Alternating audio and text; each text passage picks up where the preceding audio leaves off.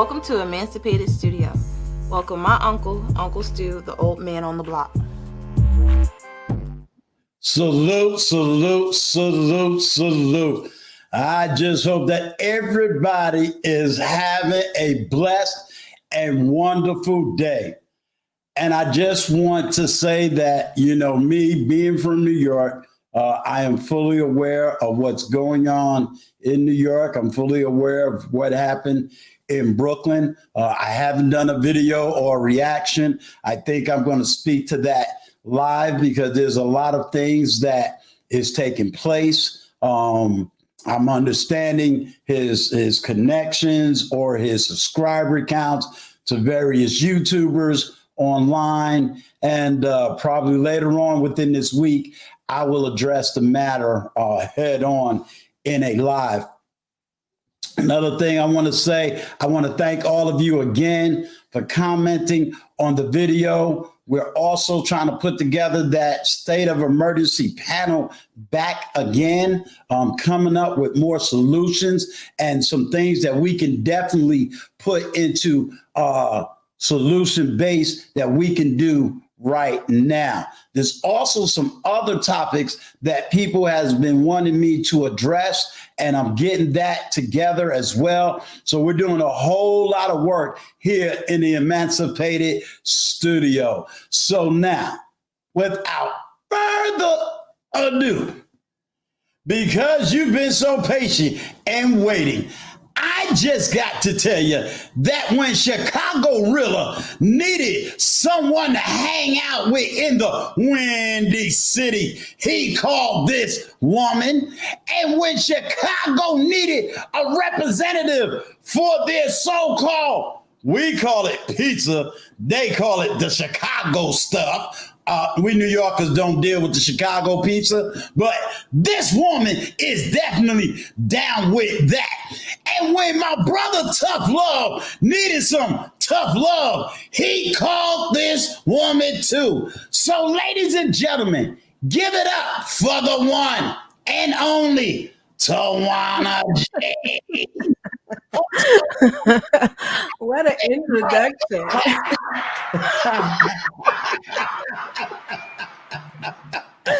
What an introduction. And thank you, Echo. Look, I see you pimping with all the women like. I see you pimping that ring like, I got the ring, girl. I got the ring. No, was I? Was I? No. You were doing the church wave. I saw that church wave. No.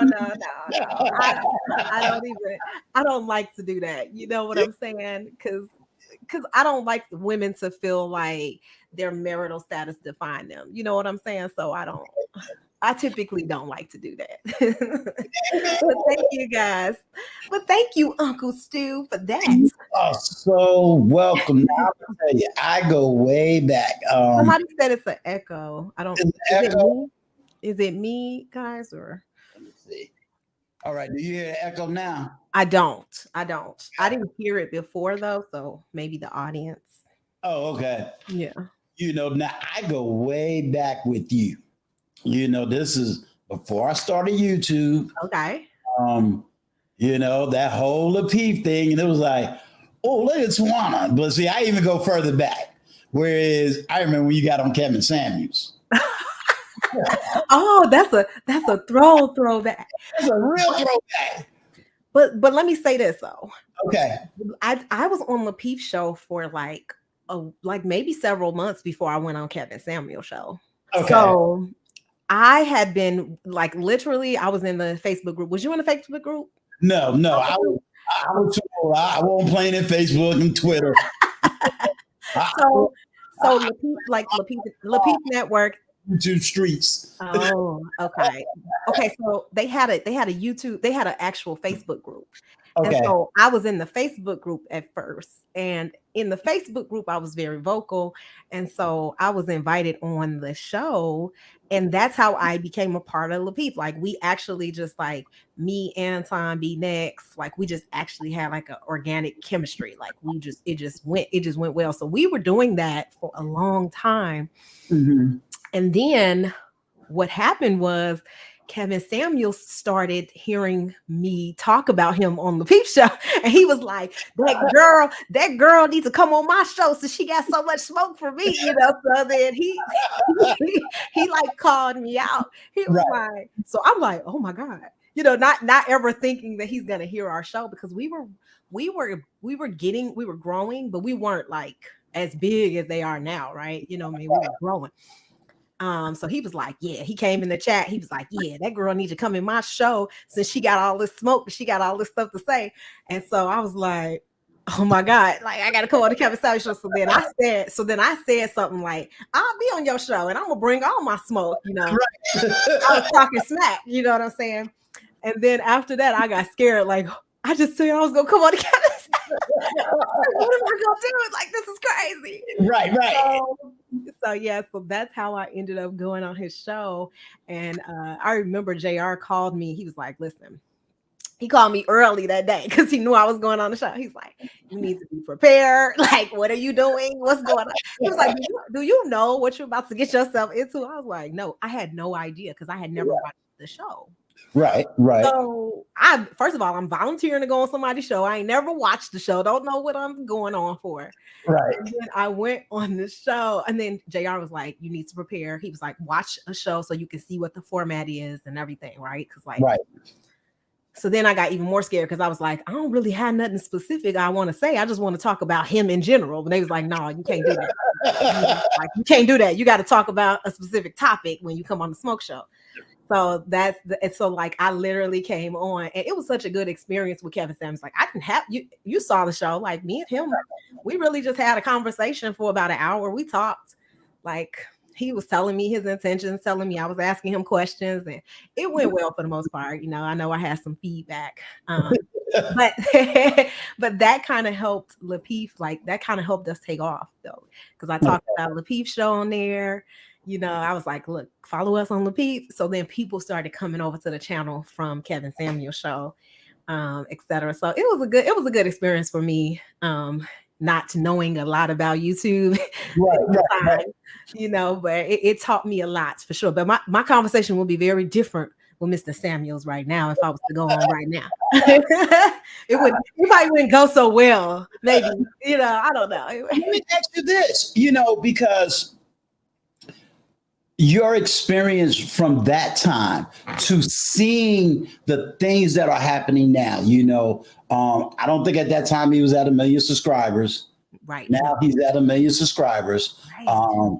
You're hearing all kinds of feedbacks in the sense of, Kevin sent me this, Kevin sent me that. But I'm not really looking at trying to take a dig at Kevin Samuels because I have nothing really negative in that regards. But your experience from seeing Kevin Samuels then to seeing Kevin Samuels now, how because you're more closer to, I'm going to say, Lapeef and Kevin Samuels than I am, because I came theoretically more under TLA than I could say I came through Kevin Samuels. So with that experience, what has that taught you, from then to now?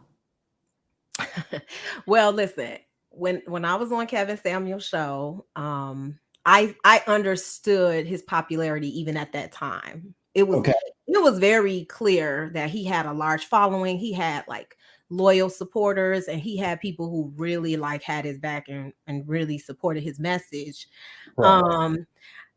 What I think is happening is a further divide between the sexes. I see a further divide, and not even just between the sexes. There's a lot of women who support him too, but just mentalities and mindsets. Like, everyone has either they are on the spectrum of, hey, Black men are the center and need to be respected, and Black women are at fault, or they're on the total opposite end of it, where it's like, no, Black women haven't done anything and Black men need to get it together. And so I just see him as being the reason why that polarized so deeply and why everybody branched off. But I'm not even shocked that he grew in popularity. I mean, I honestly felt like he was polished. a lot of people support him. They still support him. They believe in his message. They believe in his vision. People think that it was some tough criticisms that Black people needed to hear. So I'm not shocked, but I think that it's also problematic in the sense that, it does incite audiences to be, a lot of them aren't as intelligent as Kevin Samuels, in my opinion. Right. So it incites a lot of aggression towards women. It incites a lot of I don't want to say words on here. I'm trying to think of other words to say.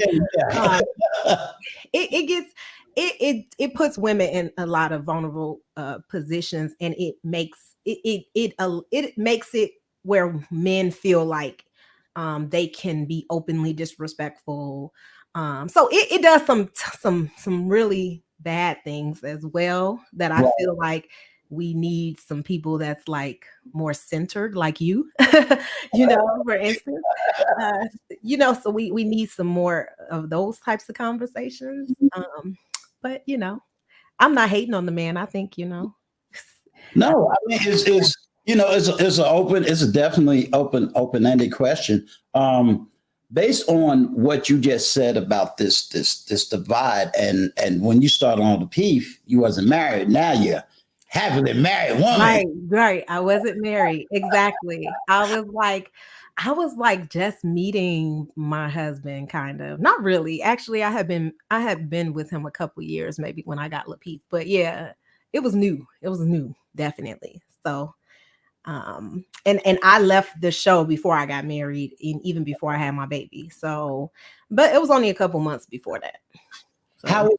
How was that transition to go from the Lapeef Network and dealing with these relationship conversations to your reality of life? Like, did you see where, let's say, a lot of the things that the men would argue, about, you either had to change, or did you, not to really invoke your husband into this, but right. Like, hey, here's this man, and some of the men in the manosphere have some legitimate arguments. How do you feel about that, or what do you think about that? It was strange being in that space, because I always say this, like, my real life was not a reflection of the thoughts and the things that I learned from being on that show. I'm proud that I was on that show and I had that experience, and that I got to see those talking points and like see the different perspectives, because in my real life, I'm not around men who talk about women in that way or treat me in that way or disrespectful. I'm not around that type of stuff. Like, this was just a whole nother experience. But remember, when I started with Lapeef, I had no intention of being a YouTube star. I was like, it was just literally something that, JR was like, hey, come on the show, whatever. And I came on the show, and I thought it was just going to be like a guest spot. Like, oh yeah, I'm a guest spot. And he was like, no, I want you to be on the show. Like, I want you to be a regular. I'm like, what do I got to do? I had no vision. I didn't know what I wanted to do with that at all, So, right. Honestly, I had no, I didn't know how far it was going to go. But then I loved it. I was like, oh, I love doing this. This is what I like to do. And I just love having these conversations. So as far as like, did I think that anything that they said, like as far as how women have to change and, this whole market value thing and all this other stuff, like, I don't think that, I think all that stuff is crazy and BS still. I still feel the same way, because at the end of the day, like, we're human. We have to learn how to interact with humans. Money can't buy everything. Everybody not motivated by money. Women don't need to devalue themselves so that they can be better for men.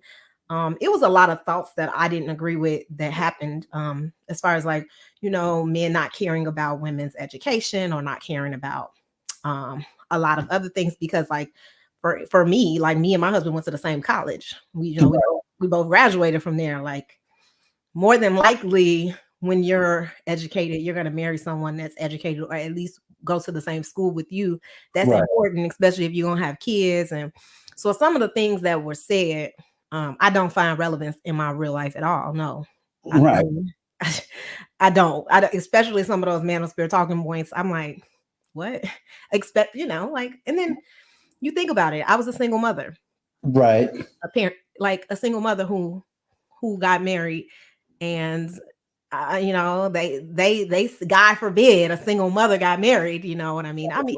A lot of people say, okay, you're not a single mother because I was married to my first, like to their father.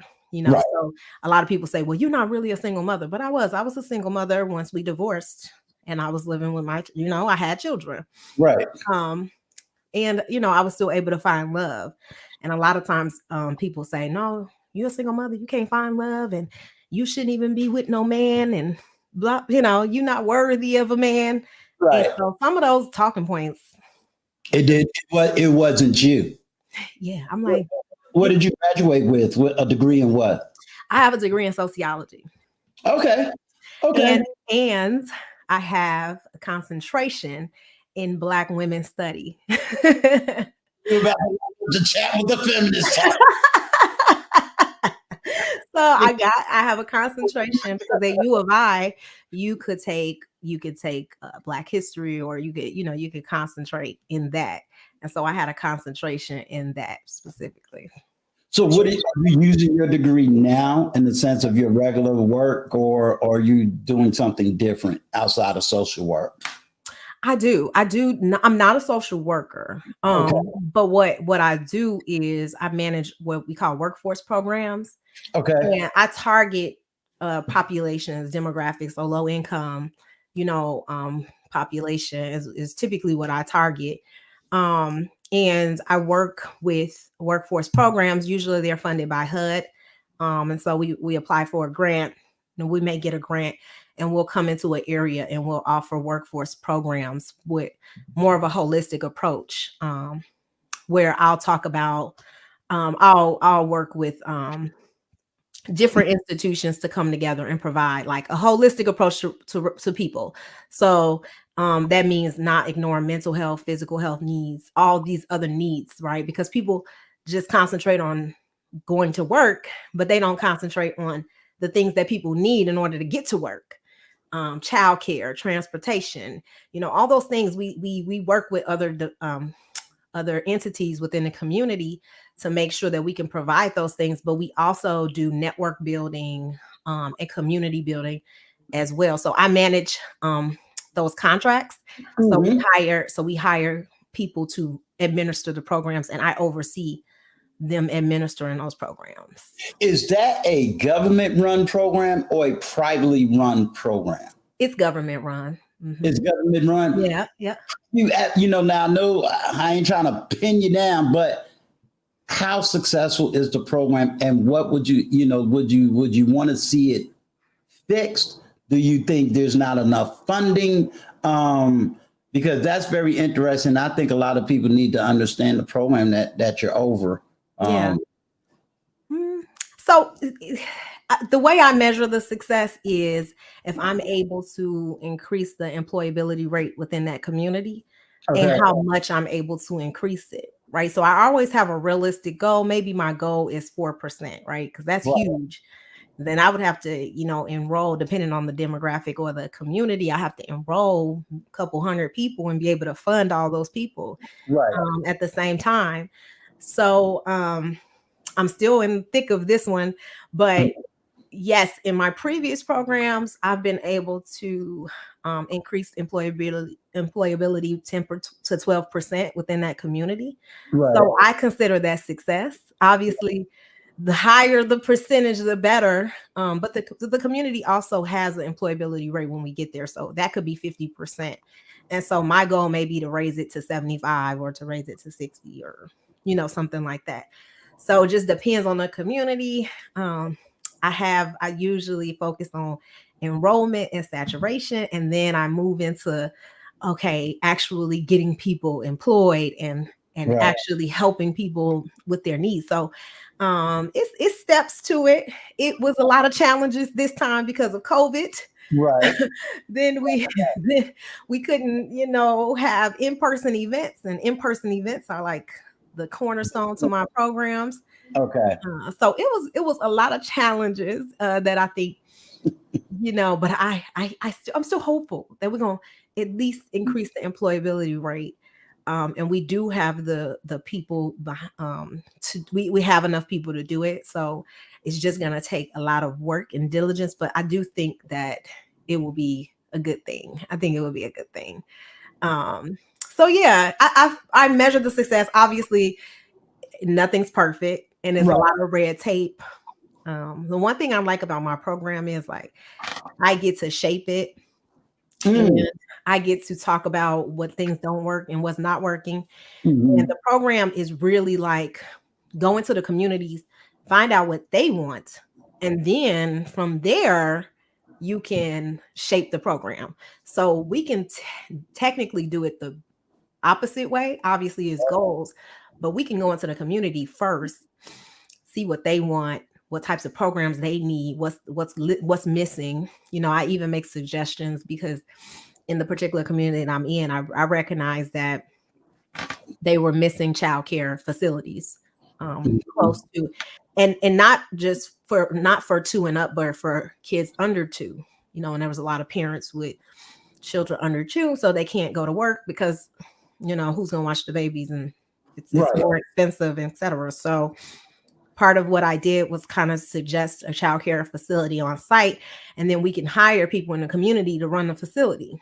Hopefully moms or people who are associated with the community. So it's things like that I survey the community, look at the needs, talk to the residents. I'm talking to everybody, they know who I am. Right. When I was pregnant, they knew I had the baby. They was like, "You had the baby, huh?" Like that's how much I'm in the community. So yeah, that's the type of thing I do. The success, I mean, it's government, so it's all this red tape, it's all this other stuff. But we do have a voice in those programs, and we are able to shape them. So that is a good thing, I think, for the community. I'm gonna ask a dual question.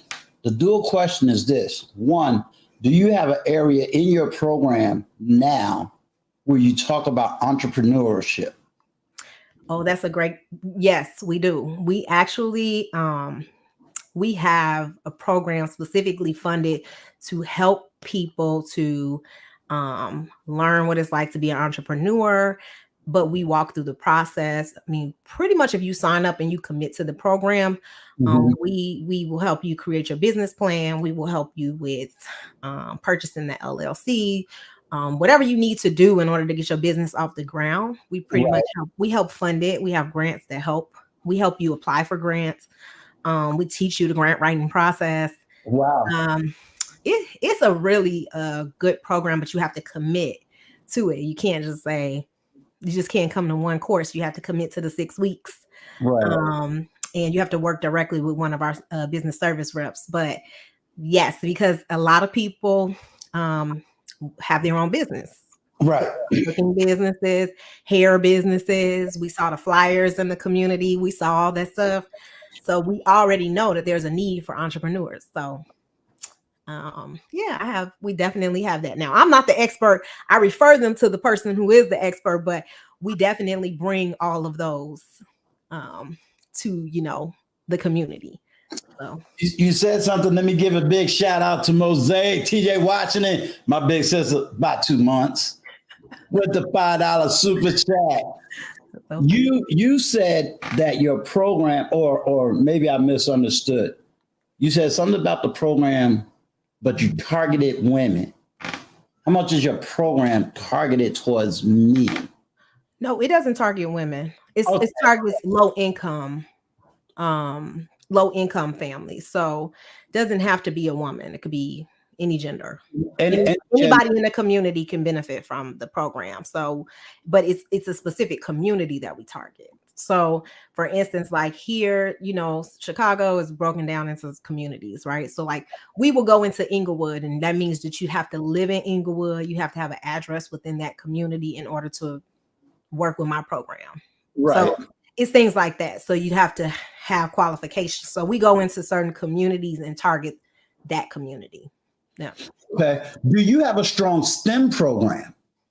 So, that's a great question because they've been trying to get us to do a STEM program because you know that's where it's at. Like bringing STEM into the schools, bringing STEM to the kids. We don't have one though, but that's something that you know we've been questioned about. We've been asked to put a program together, and so that's a year 2 plan. Okay, because I'm in the first year of the program. So that's a year 2 plan to actually put a program together now that we have in person and resources that we can reach out to because we need somebody to teach the program, implement it, structure it, and then maybe a school that's associated too. But yeah, that's something that we've talked about. But no, we don't have it. We don't. We concentrate on the work able adult population. Right. And we concentrate on career paths mostly. So Would you say that's a Chicago issue, or is that a national issue when it comes to not having STEM in that program? And I'm only asking that because looking at the economy, you know, I the economy, my partner, Intentional Millionaire, he deals with your money. You know, we both deal with money just in two different places. right. My question would be, is that a national issue or is that a Chicago issue? I would say it's national. National. I would say it's national because there's intentional initiatives centered toward actually bringing STEM to all of these different communities, and Mhm. it's a national issue, but mostly in Black communities, right? Because Right. we're the ones who participate less, and so there's a huge push to get STEM programming in all schools. There's a huge push to get STEM programming on site everywhere. So it's definitely money out there. It's definitely programs, and there's not a ton of people who are taking advantage of those programs. Like Mhm. it's just like we need to take advantage of these programs. And so I think that the first step is to learn about these programs because they're free. And Mhm. most of like my kids' school sent home something that said, like, hey, sign them up for this free STEM program. And then even eBlack suggested something to me the other day for my son, you know?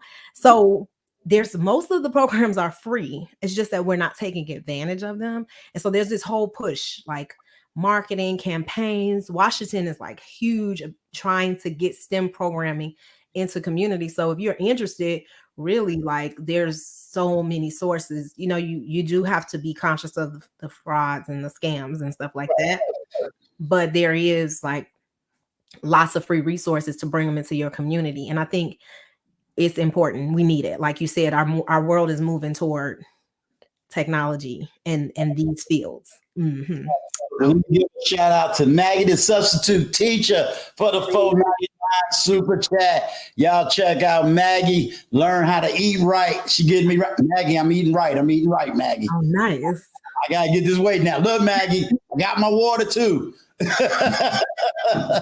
Let me ask you this. Are you able to send me information that way I can either do a quick video about it or at least put it on my community tab so that people can get this source of information. Then your boy Chicago, here you go, Chef Shapino. Just because I have a super macho love for both panelists tonight. Much love to you, sir. Thank you, Chef. So here's the thing, Uncle Stu. My programs are for specific um individuals that like you have to be eligible, and it's like it it wouldn't benefit like the larger population. If it would, I would definitely share. Now I have reentry programs, I have workforce programs that would people could sign up for, and they don't have to be in a specific program in order to do it. But Right. my program is specifically for the community that I'm in. So I can't, like, it's not something that I can offer to everyone. So I wouldn't want people reaching out to you like, hey, can someone help me? And I can't help them, you know? So like, I can help, but I can't help them with that particular program. I'd have to refer them to like community resources and programs, which I'm Okay. connected. Well, at least if you can just like target me to, what the national place would be, Okay. and then, kind of get that distributed because I'm looking at two different things. If I'm going to be a solution-based platform and you're telling me, hey, we're not getting the information out, well, I'm gonna at least get it out to the The thousand. larger population. Okay. Especially for the STEM stuff. I can give you that stuff. That'll be great. Yeah. Yeah, I can forward you that. Yeah, that'll be good. that'll work. Yeah. Let me ask you this: now that you're working in the community, what are some of the things that you're seeing in the community that government can't solve, but maybe we can solve? Because I'm one of these types where I guess if you want to say I'm more conservative, so I'm not waiting on government to fix the problems that Okay. we fix in our own community. But if I don't know the problem, I don't know what needs to get fixed. So if you separate it waiting on the government, what are some things that we can start doing as a community to start fixing these areas that government cannot fix? I love that question because I work in a community, but I'll say this, that it's not specifically about a community that I've worked in. It's more so just I've been in this industry for over 15 years. So I have so many different experiences that, my particular experience with this program has been great, has been positive, and has been very different. But Mhm.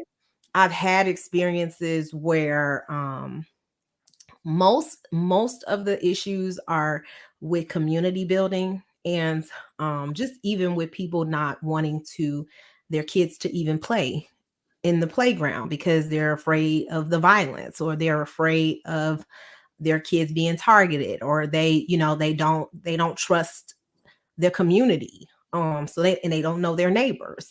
They don't know anyone in the community, right? They don't know resources, where to get their kids involved, where their kids can go after school.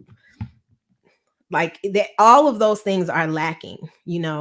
On top of that, um, there are, gang territories and violence that happens. How do you come into communities and solve that? You know what I mean? There is um access, because of education level, and you know how who can afford to pay for school and who can't. um those types of things, it's like those are the resources that are needed in order to help motivate people, right, to get to the next level. Mhm. um oh god, it's a number of things I see. Most issues that I see are with the youth, right? And like finding how to get my youth in something constructive so that me as a parent, I can feel comfortable, doing XYZ. How do I get those resources that other communities may have, right? Like you may be able to put your kid in tennis after school, but I may not be able to. I don't have access to that. You may be able to expose your children to different programs, and other communities, like, they don't even know where those programs are, how to get to them, and if they do, they can't afford it. So it's all these different like disparities that we go into, and like you said, we teach people how to, regardless of the disparities, regardless of what's going on, how do you overcome that and take advantage of those like those programs regardless? Or how do you get your children in these programs? How do you you know utilize the resources around you in your community? So I think that the biggest challenge is convincing people that those um I guess those challenges or those barriers that they are not barriers that should prevent them from moving forward, right? It's all mental. Everything that I see is mostly like mentally you feel like you can't do something. And so something's preventing you. So how do we address that mental barrier? Because that's the hardest challenge, in my opinion. Once that's yeah. And I'm going to definitely, we're going to definitely speak on that. Let me. New Growth Old School says, but Brother Stu, the government is us. True. Yeah. They take taxes. True. There is no community in this country who ever solved their own problems. This is where I will do a pushback on you, New Growth, and I love to get your challenge on this. When it comes to community, for me, I look at community first as the individual, then the family, and then that multiplies. So I agree up to a point that government can be a solution, but I don't think that government is an end all be all. That's right.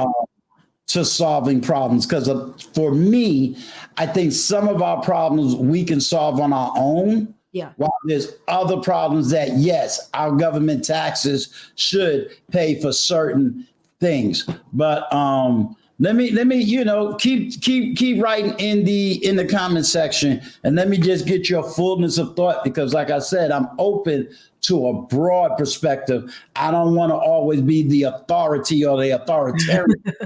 Right. Any kind of conversation. So I appreciate that's good stuff right there. Thank you, New Growth, for your thought. Like I say, let me hear what you got to say. Yeah. I'm gonna piggyback off of what New Growth Old Soul says. Chicago is the outlier for many cities. Yeah. It's the outlier because y'all have the highest crime rate right now. I didn't even know that. I know it was up there. I didn't know the highest. When it comes to gang violence, y'all beat Los Angeles, so wow. Y'all got it. I am not impressed with your mayor. So, I told you I'm in the politics beat, so I'm not impressed with your mayor right now. Oh, man.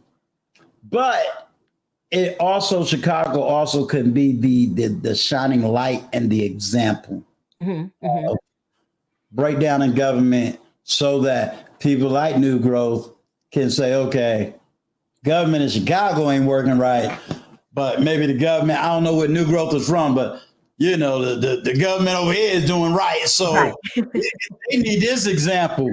But with that being said, I do see a stagnation of that I need to overcome mentality.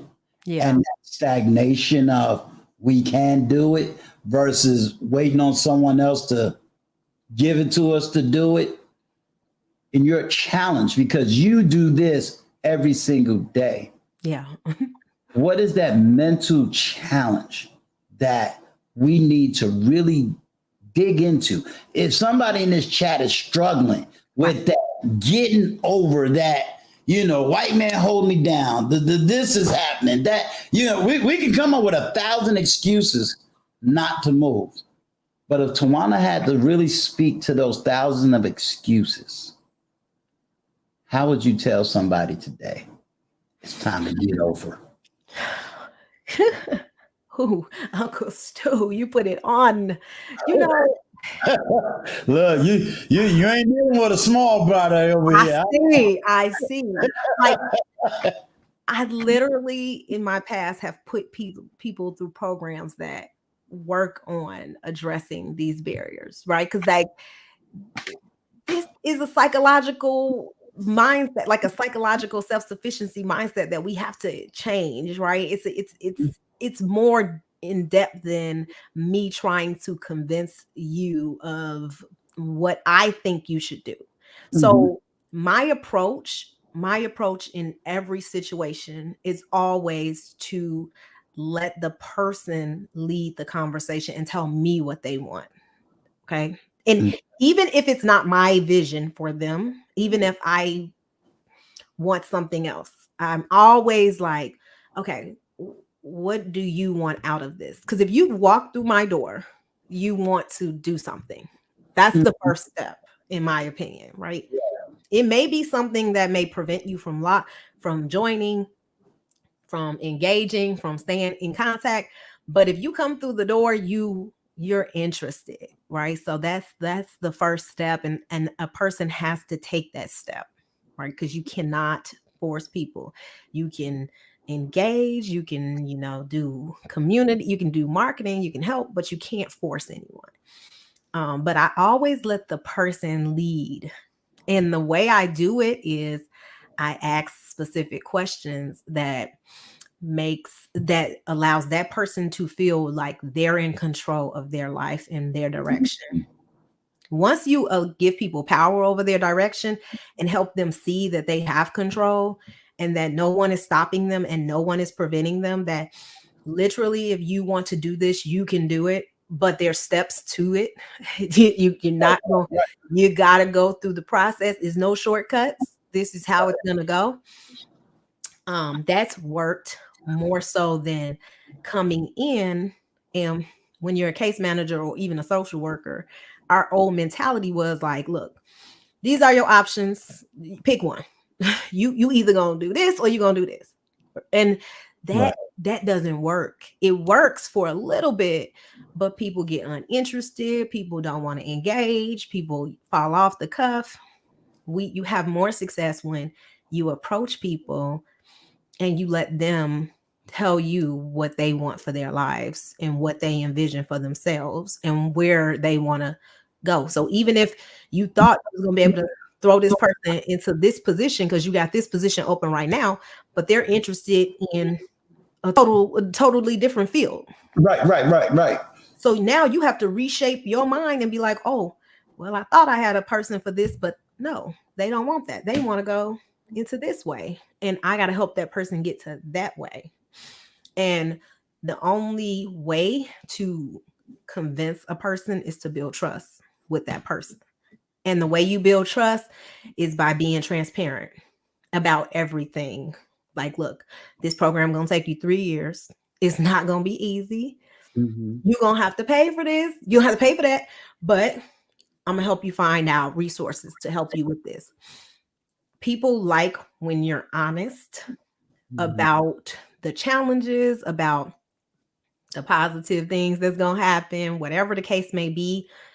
Don't lie to people and disappoint them. So for me, that's the best approach. It's the way, I train people to work with other people, is to build trust, is to let people lead their own lives, and to listen and actually, make sure that, we're listening to their needs and what they want to do. Here's a challenge, and I'm going to say it as a young content creator, as a young influencer. If I took what you said, how do you do that in social media? How do I told you I asked the tough questions over here. In social media. And the reason I say that is because I agree with everything that you have said, that I need to know what you want to do. One of the quotes that I'm always giving to those that listen to me is help me help you, meaning tell me what you need so that I know what to do, and whatever you need, if I can't supply it, then I try to find someone else to, that will have those answers or have those resources. So in doing that, that takes marketing, that takes, back and forth communication, but that's dealing with person to person, as opposed to doing it online where you don't necessarily have a chance to really one-on-one communicate with people. Would you say that's an open platform where you just say, well, okay, I'm gonna just bring people up and tell me what you need, what you, et cetera? Or do you just go in there with the assumption of what people need versus, what you feel they need versus what they're saying they need? So are you speaking from like the content creator's perspective of reaching out to other content creators, or are you thinking of like a content creator trying to reach audiences? trying to reach audience. Trying to reach your audience. Right. See, the only to me, what I think people like in YouTube, because I'm an avid YouTube watcher, Right. is the vision, right? The vision always has to be clear. Because Okay. like I've unsubscribed to people because I don't understand their vision or I don't agree with their vision. Right. So I'm like, nah, that don't align with my thinking. So I think that if the vision is clear, you get the supporters that you really want. Some people fast track that. Right. Some people want to buy the robots and they want to, they want to fast track the process. I see it. They're buying they're buying watch hours. They buying it. They buying all that. You know what I mean? And so some of us, we want to have genuine, authentic subscribers that really support our message and really understand our vision. And that is what I think works the best, is for people to understand your vision, even if you change perspectives over time. Right. Right? Because none of us stay the same. We're people. Like even last year, the way I thought is totally different than what I see now and how I respond to it. Right. We change, we grow, we evolve. Right. So as long as people understand like your main purpose, they know that your vision may change, they know that your perspectives may change, but that you ultimately, this is what you stand for and this is what you believe in. Think that you're going to maintain subscribers or followers or subs or however you that way, right? Because there's people who followed me from the peef, right? Like there's people, they've been around me forever. They're like, we loved you on the peef. So they want to, they want to stay with me. They want to know what I'm doing. They were asking me, when you coming back, so those are the people who they gonna support you regardless, because they rock with you and they care about how you feel about things, and they know as you grow they want to know, okay, how her perspective is gonna change and how it's gonna impact this. So I think that's what I think. I mean, but I'm still figuring it out. I'm still figuring it out. You gave an awesome. That's an awesome answer. Awesome perspective. How are you managing? Because I'll tell you something that's unique for me. Being in sort of the YouTube space. Now I ain't went outside and folk been asking for my autograph yet. I ain't got that big yet. But I did have to learn that this is a very unique business. A lot of work goes into the back channels of this business, and I'm still working out all the back channel stuff. But now you're in the public eye, and that is something that I have to recognize. I'm in the public eye. So with that being said, I also have my private life, and it's not private like everything is so hush hush, but it's trying to manage. I got a home life as well as the public life. How have you been able to handle being Tawana G, the public figure, versus, look, I just want to be with my man, y'all. Listen, not well, Uncle Stu. Okay, I ain't managed it well. Here's the thing, though. I'm learning now. I think obviously the stuff that I've done in the past, can't take it back. All the things I've shared, and I came into it like the naive, talking about anything I wanted to talk about. I'm gonna say this and I'm gonna say that. No, hell no, I wouldn't recommend that. Right.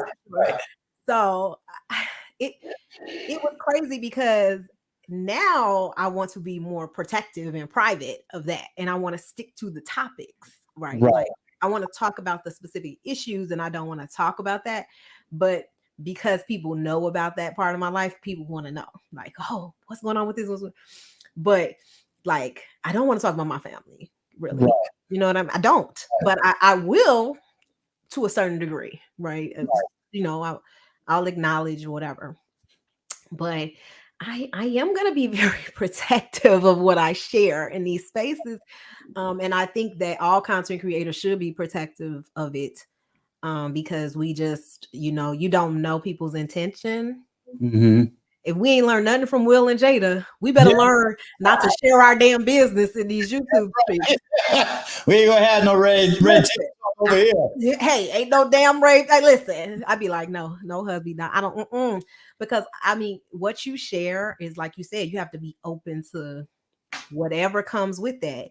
And my kids and my family, like that's my spot that I got to figure out how to not let that, not let that take me to the next level, because I'll be ready to like, boom, boom, boom.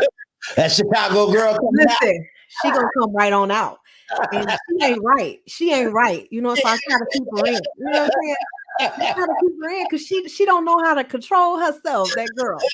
So I'd be like, girl, don't do it. So no, and I mean, obviously, you got to be authentic and open in these spaces, so you got to know what to say and what not to share. And Right. it's a learning curve, we still learning. It is. I mean, I've definitely had my share of stuff, and it's like, okay, hopefully I got through that one. Now I got to elevate up to another spot. It's like, Lord. I've been on panels where people share some stuff. I'm like, girl, stop. I want to hold up a sign like, girl, red flag. Don't do that, because right. I think people sometimes you get comfortable with certain people on panels and you share, like you said, Uncle Stu, you share and you're like, oh yeah, I'm cool, I'm open. And even me, like even building networks and personal relationships, you feel like, oh, this person cool. Like if I talk to you, Uncle Stu, like on a regular, I would probably be open to like, oh, me and my husband doing this today. I may say stuff you may think I may think it's innocent. And somebody will take that and be like, she said on her husband. I'd be like, wait. Yeah. Wait, no, I didn't. So I think you even got to be conscious about what you say offline to these folks, because they use it for bad. They don't use it for good. Yeah, I've had, thank God certain things offline never went out, because you got real people in your life. That's why, you know what I mean? You got real good people. Yeah. I am very, my desk is glass, so I can't knock on wood over here, but it really is. I think I love my offline connections, so much. I treasure people as human beings. I say it to those that subscribe to me, you're not a number, you're a human being. But it's those connections, because I want to deal with real people when I get off of a electronic monitor and a camera. I want to be able to deal with real people. I want real people to know like I'm real. We had a situation in our home, and I watch real YouTubers, with big numbers in real time talking to Brown Eyes. You know what I mean? And getting her through one of the most traumatic situations that any mother would have to face. And I said, that's me. That's who I am. If I know Chicago really said, yo, Tawana in trouble. Me and Brown Eyes getting on the plane. We going to Chi-Town. We gonna say, what's going on, girl? Because that's the love that we want to have. Yeah. Because you don't know where somebody's going to be a month from now, 6 months from now, a year from now. You don't know. Today they 200 subscribers, and next thing you know, they 10K, and you still sitting at 500. You know what I'm saying?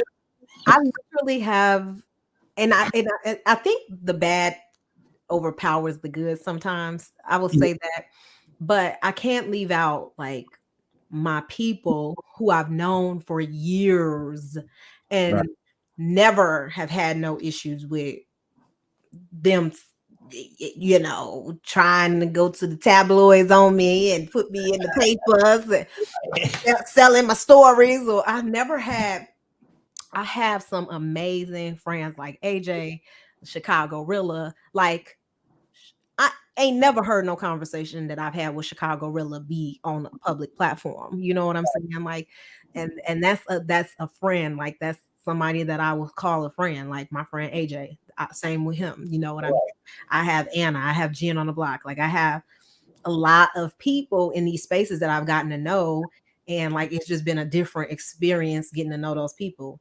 Right. So I don't want to overpower with the negative all the time. I do want to highlight that I do have some good people, that I've had conversations with, and it's like that's it. We ain't got to worry about, oh, is are they gonna misinterpret this? Are they gonna do this to me? And I have to, I don't know. Am I being recorded? You just don't know.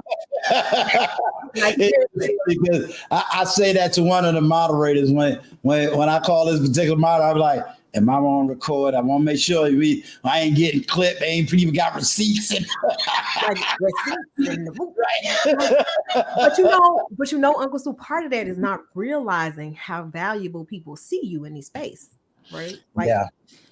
You're in it. You thinking like, I'm just a regular girl from the South Side. Look, I'm out here just trying to get my subscribers up like everybody else. Right. But people are looking at you like, ooh, I can make some money off her. Ooh, I can do this to her. I can exploit her in this way. Like, I have to understand that everybody's intention is not like just to interview me and get to know me like you, right? It's like some people have terrible intentions, and me, I'm like trying to get to know people, trying to build my network in this community, and I may have overlooked things that I needed to definitely pay attention to. So yeah. See, I don't really blame people for that. It's like now I have, my platform was going in one direction, but then it shifted where it is now, which is just having the interview and having the conversation. So you changed it up, huh? You said I ain't going down this other road. Right. There are certain subjects I'll talk about, and everybody will know my positions in certain areas because, I'm still a champion for Black men. I'm still a champion because I believe Black men need love. And I know for a fact out here, I don't care what we're dealing with, whether we're dealing with Black-white relationships, whether we're dealing with, Black crime, whatever. My Black brothers need to know that they are loved, they are respected, and they're going to be protected. Because as a Black man, I know what it's like to walk these streets. I know how people view me, and I'm a college educated veteran, and I still don't get the love with that. So I understand it. And I always let my brothers know I'm 10 toes down with you because I want you to be the best version of yourself. I don't get into a lot of the relationship conversations because I'm not a single man, and I'm not going to sit out here as a single man and say, okay, brother, let me teach you how to pump and dump. Let me teach you how to do this. Right. And I'm going 5 steps to a whole woman. I mean, that's just disingenuous. Yeah. So I'll listen to those conversations. I'll bring people that are single that can speak to those conversations, but I can't, I will not be one of the OGs on the block sitting around here talking about, I'm going to teach y'all how to play the game. And no, I appreciate that though. Yeah. But at the same, why you want to teach them how to recreate degeneracy? Like, I don't think you should teach people how to do something like that. I think you should do what you're doing, be a model for people, and like you said, make sure that they understand that they have a safe space and that you care about what's going on in their life. Like, right. That's important, and I think I want to be there for women, specifically Black women, because that's who I connect with. That's who I, those are the struggles I understand more than anything. Right. But for women, I feel like the same thing, that women are vulnerable. Women have, a lot of things that we have to deal with that people kind of ignore, safety concerns, other things that plague us that I connect with women on. And so I want to be a voice for those things as well. Like, from the woman's perspective, from our side, right. And also be realistic, right? Knowing the other side or the flip side of the coin. But yeah, I think that's good to have a vision. Right? Yeah. To have a vision. Like they say, write the vision, make it plain. Make So a plan. people understand, so that's the only way. So do me a favor, make sure put your YouTube channel in the chat for me. Oh, I So think Vaughn did. Vaughn Bryant. Vaughn put it in there. Yes, he did. I see my YouTube channel in the chat. It's Okay, there. excellent, excellent. Well, I'm gonna see if anybody got any questions. Now, y'all better ask Tawana questions. Now, she afraid that y'all don't be asking questions. Y'all better ask some questions. Y'all better show her that my people will definitely ask questions. We want so many quit. Let me tell you something. Let me tell you why I love my people. Let me tell you why I love my people. After a stream, or if I drop a video and let's say I talk about the red pill community, or I talk about this, they be in the comments, nah, hold up, there's levels to this thing. They don't let me go. I be like, y'all got it, So so you got some boisterous people, some opinionated. They'll sit here and they'll look at your video and go to this minute at this time stamp. She said this on you wasn't gonna let her go, But that is the love. That is what I love about this community over here is that they will challenge questions, but it's not in a disrespectful, we hate this person, or if there's a thought, they're gonna express it. If they like the person, they're gonna express it. They don't really be outright disrespectful to any of the people that I've brought on. So, and that's what I want when I'm interviewing anyone, is that community that says, hey, we here for the love, we just want to learn, and whatever we can learn, get it. You know how they say, chew the meat, throw away the bone. I learn from the people who have different opinions. It's like, I love it. I'm like, ooh, they challenge me sometimes to do more research. Like, oh, well, maybe I didn't do enough research on that topic, right? Or if I feel like I got it, then I'll be like, well, I got to push back a little bit, is what I think. And then but there's nothing wrong with disagreeing. I think sometimes what happens in these spaces is when people don't really have a lot to say about your talking point, then they like, but your husband this, or you ugly, and that's why you did. Like, what they got to do with what I just said? So tell me how you not taking care of your kids, and then we can talk about that. Like, why you got to talk about? I take care of my kids. What you bringing them up for? You know what I'm saying? So I think it comes to conversations like that. It was so funny, but I never low blow. Even when people low blow, I'd be like, I'm not doing that. Like, I'm just not gonna do it because it's just not me. You know what I mean? I'd rather just be like, okay, this conversation done. So now I might, but Tawana from, she come out now. Don't get me twisted. Girls, she's still in there. She's still in there. She deep in there, I try to leave her. Just try to let her stay in there, Well, this is a platform of what I bring to this platform, and again, it's still growing, it's still developing. This platform brings me back to the early 1980s, where growing up in New York, you had television programs that had the best and the brightest of African American intellectuals sitting down and having a conversation dealing with today's social issues. And after those programs, they always had solutions, books that you can read. I read The Best of Minds on the left. I read The Best of Minds on the right. So you have these minds on how we're going to deal with welfare, how we're going to deal with, teen pregnancy, how we're going to deal with, these government policies. And they didn't just talk about government policies. They actually explained the policy. What is the policy? How is that policy going to affect you? Having a poli-sci and a theology background, it just all combines. So I was just about to ask you, like, you got that poli-sci sound going on, Yeah, I hear it. Poli-sci over here. What I took in college that I loved? I took philosophy. Okay. And it's a bunch of questions. Like, why do you love? Do you really love? How do you love? How do you show love? And I love those things on questions. And we would have debates where it would literally be just me asking questions about a specific topic. Like he just throw out a topic and we'd have to just keep asking each other questions. And that was the whole philosophy. But within your questions, it was always kind of like an intention to your question, like what you're actually trying to say. And so we were learning that. But I said all that to say that I took poli-sci at the same time. Right. I just couldn't get through the class. I couldn't get through it, Stu. I was like, what is this class? And then my friends was like, you like philosophy over poli-sci? Like what? Like, because people hated philosophy, you know, because of the how ambiguous it was.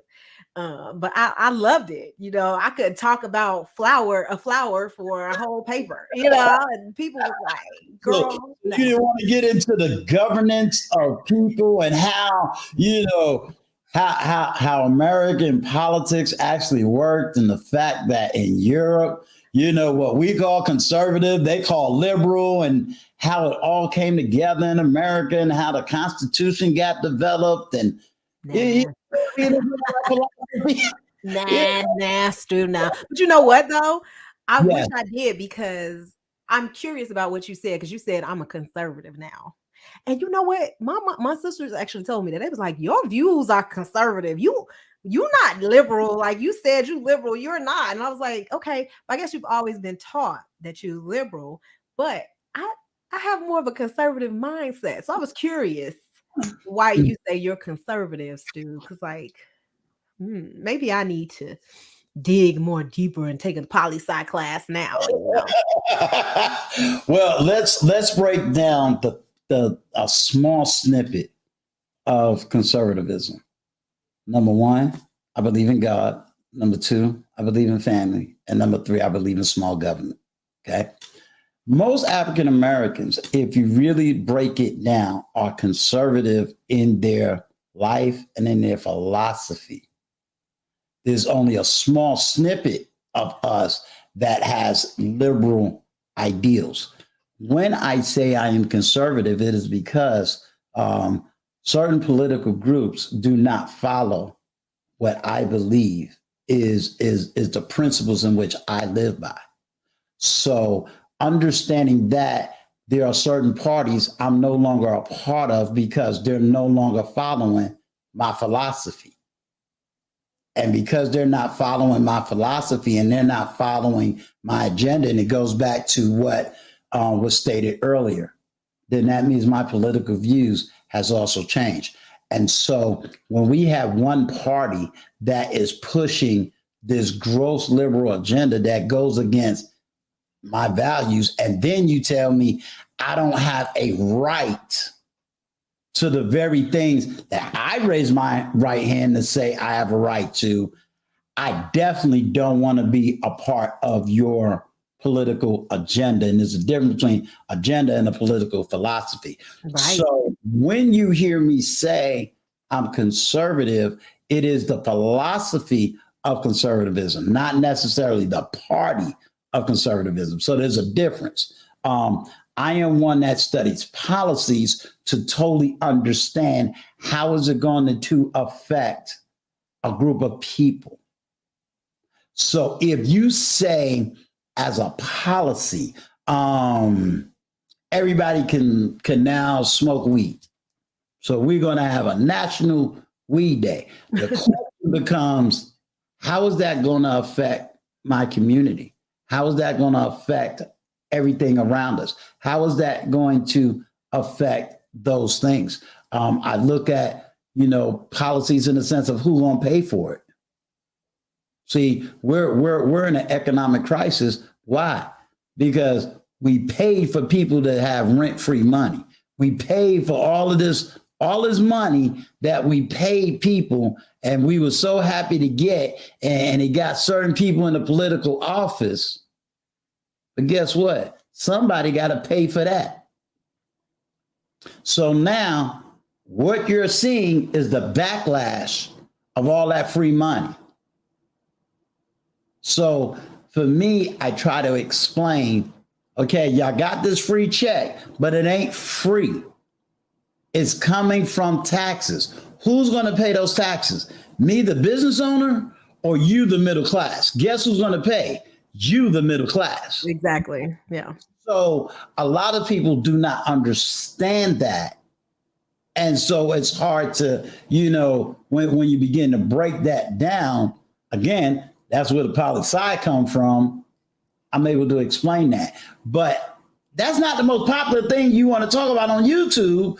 Right. So I'll be stuck with like 100 subscribers teaching the philosophy of conservatism. You understand? So I don't talk about it. Because people be like, yeah, what is Uncle Stu talking about now? What are you talking about? Just let us fight and keep it moving. So, I want to acknowledge Big Bad Bull. He says that he's been rocking with me since Lapeef. He's agreed to disagree on topics, but regardless, he engaged the conversation, and that's all that really matters. I appreciate that. Absolutely. Big Bull, thank you so much. but yes, and if anybody don't want to come up and you got a question, put a Q so I can see it and we can read it. But like I said, yes, that's where the conservatism come from. Now, it's an old statement. When you're young, you're liberal. When you get old, you get conservative. And I kind of tend to agree. When you're young, you got 3,000 ideas. You trying to push everybody got roses and flowers. And then, they're like, oh, nah.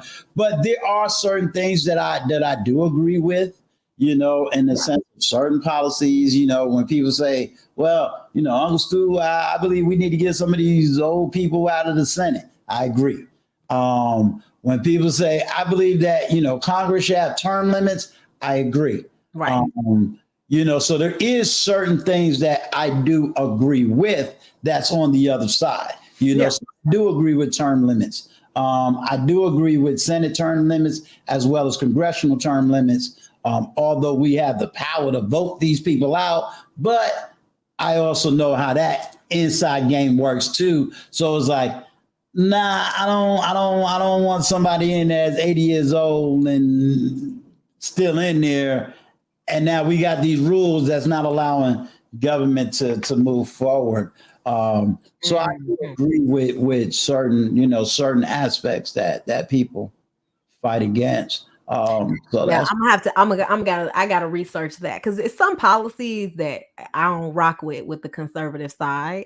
So it's a lot of them actually, but on the liberal side, I have some policies that don't work with me. But I think I tend to have more in common with the conservative policies than I do with liberal. When I start looking at them, I'm like, oh, okay. I agree with that a little bit more than that. So yeah, so I'm gonna be voting differently in this next one. A lot of Black people will. My mastermind brothers that's behind me be like, man, you need to talk about this and this, and that's one of the things they've been asking me to talk about, more of the philosophical ideas of politics, policies. Especially on the economic side, because I do know, what that is all about. Right. Let me address this real here. Y'all want to go back to the 1900s, Civil War. Let me tell you, in Chi-Town, when I first moved to the South, they were still talking about the Northern aggression. Yeah. And I'm coming from New York, and they're like, what? I'm not really gonna go back and forth with this because, again, I can sit here and I can pluck the Democrats. That was Ku Klux Klan down, as Malcolm X said. I went for the Dixiecrat. Dixiecrat was this. I could pluck out some Republican stuff. I'm about the philosophy. So again, it goes back to, do you have a philosophy? Goes back to your word, philosophy, meaning a way of living. Yes. That's totally different than Republican, Democrat. Those are parties. They're not philosophies. Two totally different things. I told you, I'm not impressed with your mayor. I'm not impressed. She's getting a lot of backlash. Well, yeah. But because I ain't in Chi-Town, I'm gonna leave your mail alone. And I ain't saying nothing. Look, I'm like, listen, I don't got nothing to say about that. But I will say that in every area, it's just good to understand the why of certain things. And I think that we just don't dig into the why of certain things, why and how certain things is operating. You know, why the rich? You know, everybody say, "Oh, we're gonna go after the 1%." No, you don't want to go. You know, the business people is the economic rulers. Period. It's been that way since the beginning. They are the economic rulers. So when it comes to that, who you think is going to pay the taxes? The economic rulers or the employees? And when you understand that, right? So that's where your taxes are going to come from. Then there's a sector that doesn't pay taxes. Or they know how to evade. Exactly. They know how to evade paying taxes, I guess. So. Exactly. But no, you could easily have conservative thoughts and ideals and still have certain things that is liberal. I mean, I'm not right wing hardcore. This is the way it goes. Right. No, there are some things where I do believe in certain liberal ideals. You know, and it's like, okay, yeah, I got that. We could do that part. You know, we could do this. You know, we could do that. But then there's other areas like, nah, I need you to don't take away my right because you want all it. Now I can't speak because I'm gonna be canceled. I can't voice my opinion. I'm gonna be docile. Like, nah, I ain't with that. Do you think that's the liberal people doing that? Is that what you're saying? Or you think that's a liberal mindset to cancel culture? Oh yes. Why do you think that comes from the liberal side? Oh, Tawana, you changing my platform. I'm curious. Yeah. Army vet say he independent. I ain't mad at you. That's what I'm talking about. He independent. I think I had a question up there. I can answer that. Okay, she said you started talking about limits and conservatism. Then the number of people in the chat reduced. Power though, Uncle Stu. They are the knees elected conservatives. see, Natasha, see why I can't talk about certain things. You gotta let it go, Uncle Stu. Look, they gonna be like, what? I got my army vet coming in here after me, like, oh Lord, let's go save on. He about to destroy his platform. So did you see Big Bull? Did you see Big Bad Bull's question? I thought you responded to it. No. I actually didn't respond to his question. I responded to his comment that he made. But this question, he said, what did he say? Is YouTube something that I intend to grow and make a substantial living from? Yeah, okay. You want to answer that? No, I am literally thinking about, like it growing, it being big, like it becoming something that I can do completely 100%. Like this is what I do, right? So yes, I am working on that. That is my goal. And I think I just launched in December. So I've only been doing this for a little bit. And I mean, I was on, other shows obviously, but this is my first show. So I've been really just trying to establish my voice, my vision, figure out what I want to do. And I do have intentions of growing and taking off. So yes, that's what I want to do, Big Boy. I really have that plan. And I, without saying too much, I'm trying to share what I want to share, but without saying too much, yes, that's the goal. I'm going to start being live a little bit more because I'm trying to free up time so that I can go live a little bit more. I have some plans to, have more one-on-one just with me so people can hear my thoughts on certain things, just from my perspective as well. So I look forward to kind of sharing so y'all can kind of see how I think about certain things. Because sometimes when you're on panels, you kind of, hearing everybody else's voice, and I always get to speak as much about the topic. I usually am asking questions and getting everybody else's opinion. Mm-hmm. So I intend to do more shows where I'm talking for one-on-one, telling people how I feel about the topic. Right. Yeah. Natasha asks, what role can women on YouTube play to foster, elevate, authenticate discussions rather than further beef or deepen the vestments? Uncle Stu used the perfect term, intellectual chats. Yeah, this is market wise. I believe I'm the only African American who's actually having intellectual conversations, and I want more. I want more content creators to Yeah. free to come here and realize you're not coming here to be doxxed. You're not coming here to, for me to find something you did 10 years ago and get you in a gotcha moment. You know, I want content creators to say, hey, I'm willing to go over there because he's just having a conversation. And like I said, I separate the personality from the person. Yeah. Tonight, I got to learn about you as a person. Yeah. You were like, hey, yeah, they go to social worker. She's doing all that community stuff. So when I hear about Chi-Town, be like, do it, Tawana. Go over there, Tawana. When I see Chicago, real like, Chicago, I'm gonna call you girl. You act up. You're a married man now. You're a married man now.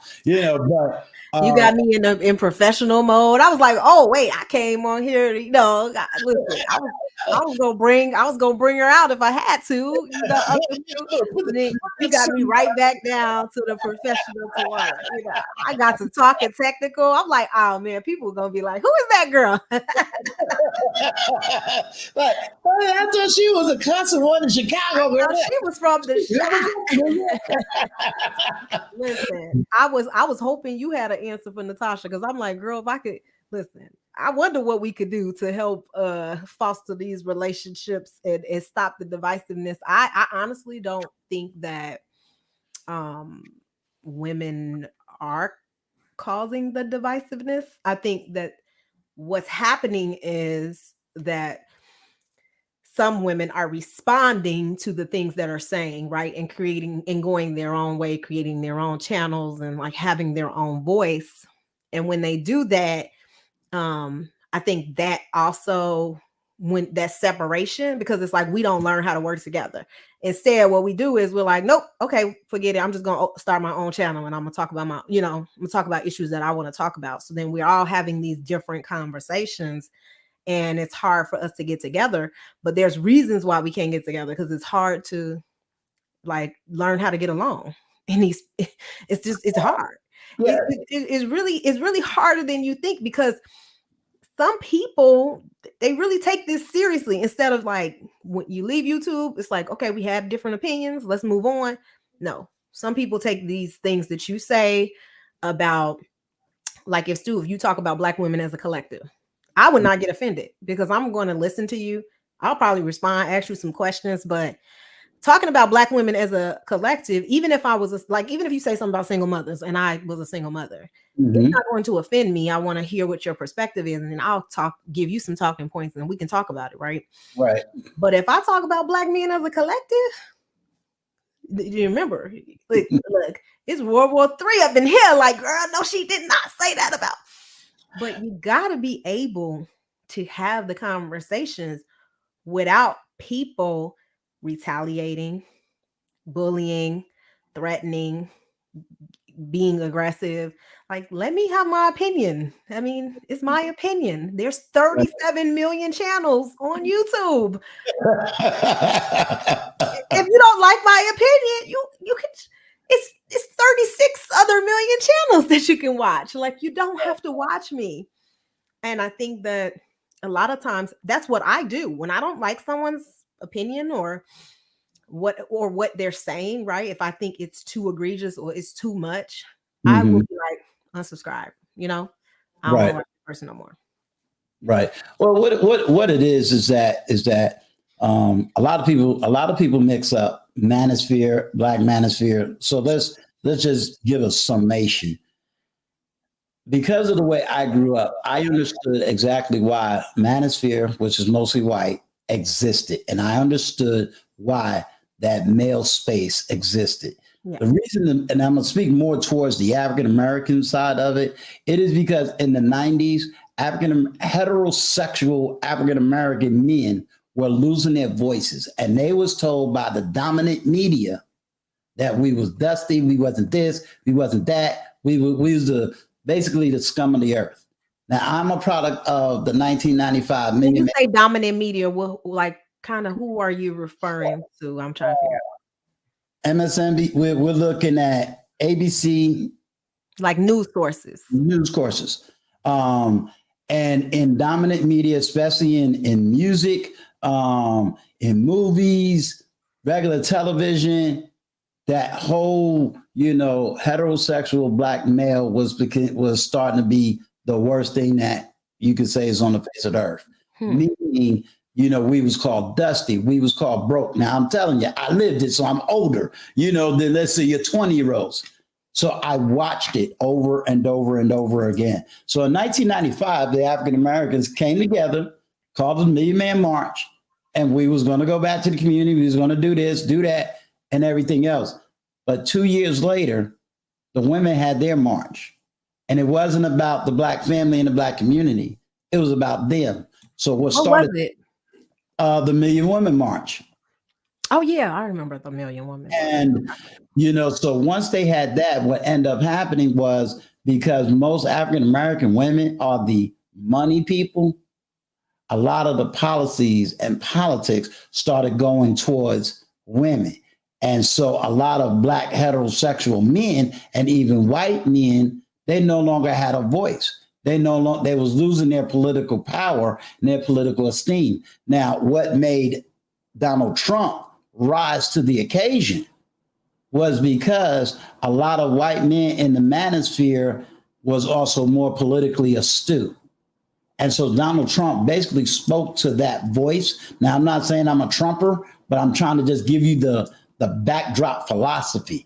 So because of that, the white manosphere was arguing various situations, and they was arguing mostly dealing with the family court system, which is totally imbalanced. They was arguing about these alimony cases, totally imbalanced, child support cases, totally imbalanced.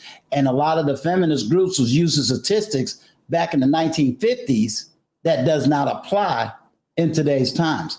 So where a lot of African Americans separated themselves, males, and created this space called the Black manosphere as it's kind of in the general norm, they was recognizing that from a cultural perspective, right?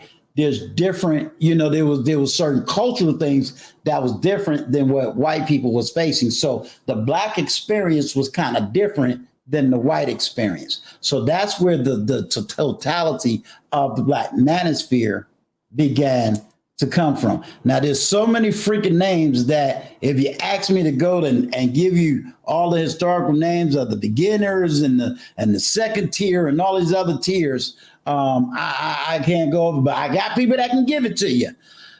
That's where this is coming from. So when you hear the tiers of the manosphere or historical tiers, in other words, there was a certain group that started and then another wave came in and now, I guess there's a third wave. I don't really know all of it to be in and out and really getting it. But what some of the intellectual talking points is about is for 10 to 15 years, Black men has been considered the buffoons, the ignorant ones, the dumb ones, etc. So now a lot of your content is really the reverse of what Black men has been receiving. If I asked you right now, name 5 heterosexual Black men on TV, daytime television, could you do it? Let me say this though. I don't watch television, to be honest. I mean, not that I don't watch television, but I mean, like, I don't. I don't know about daytime TV, right? Like I know we got Judge Mathis, we had Judge Joe Brown, Right.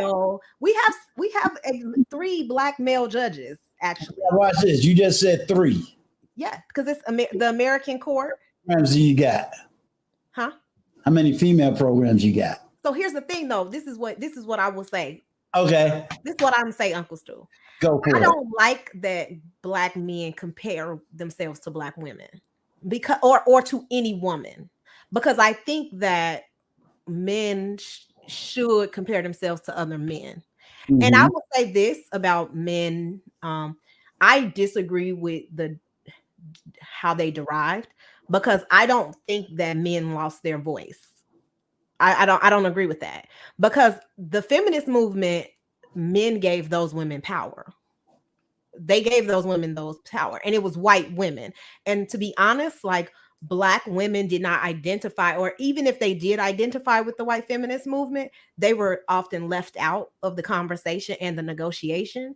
Once the white women got what they wanted from the negotiation, the power, whatever, they really didn't care about our needs and what we wanted. So black women who were in the feminist fight, they had to separate and like have a totally different, like to call it the black feminist movement, like in order to make sure that the concerns was centered around black women and their experience and what they wanted.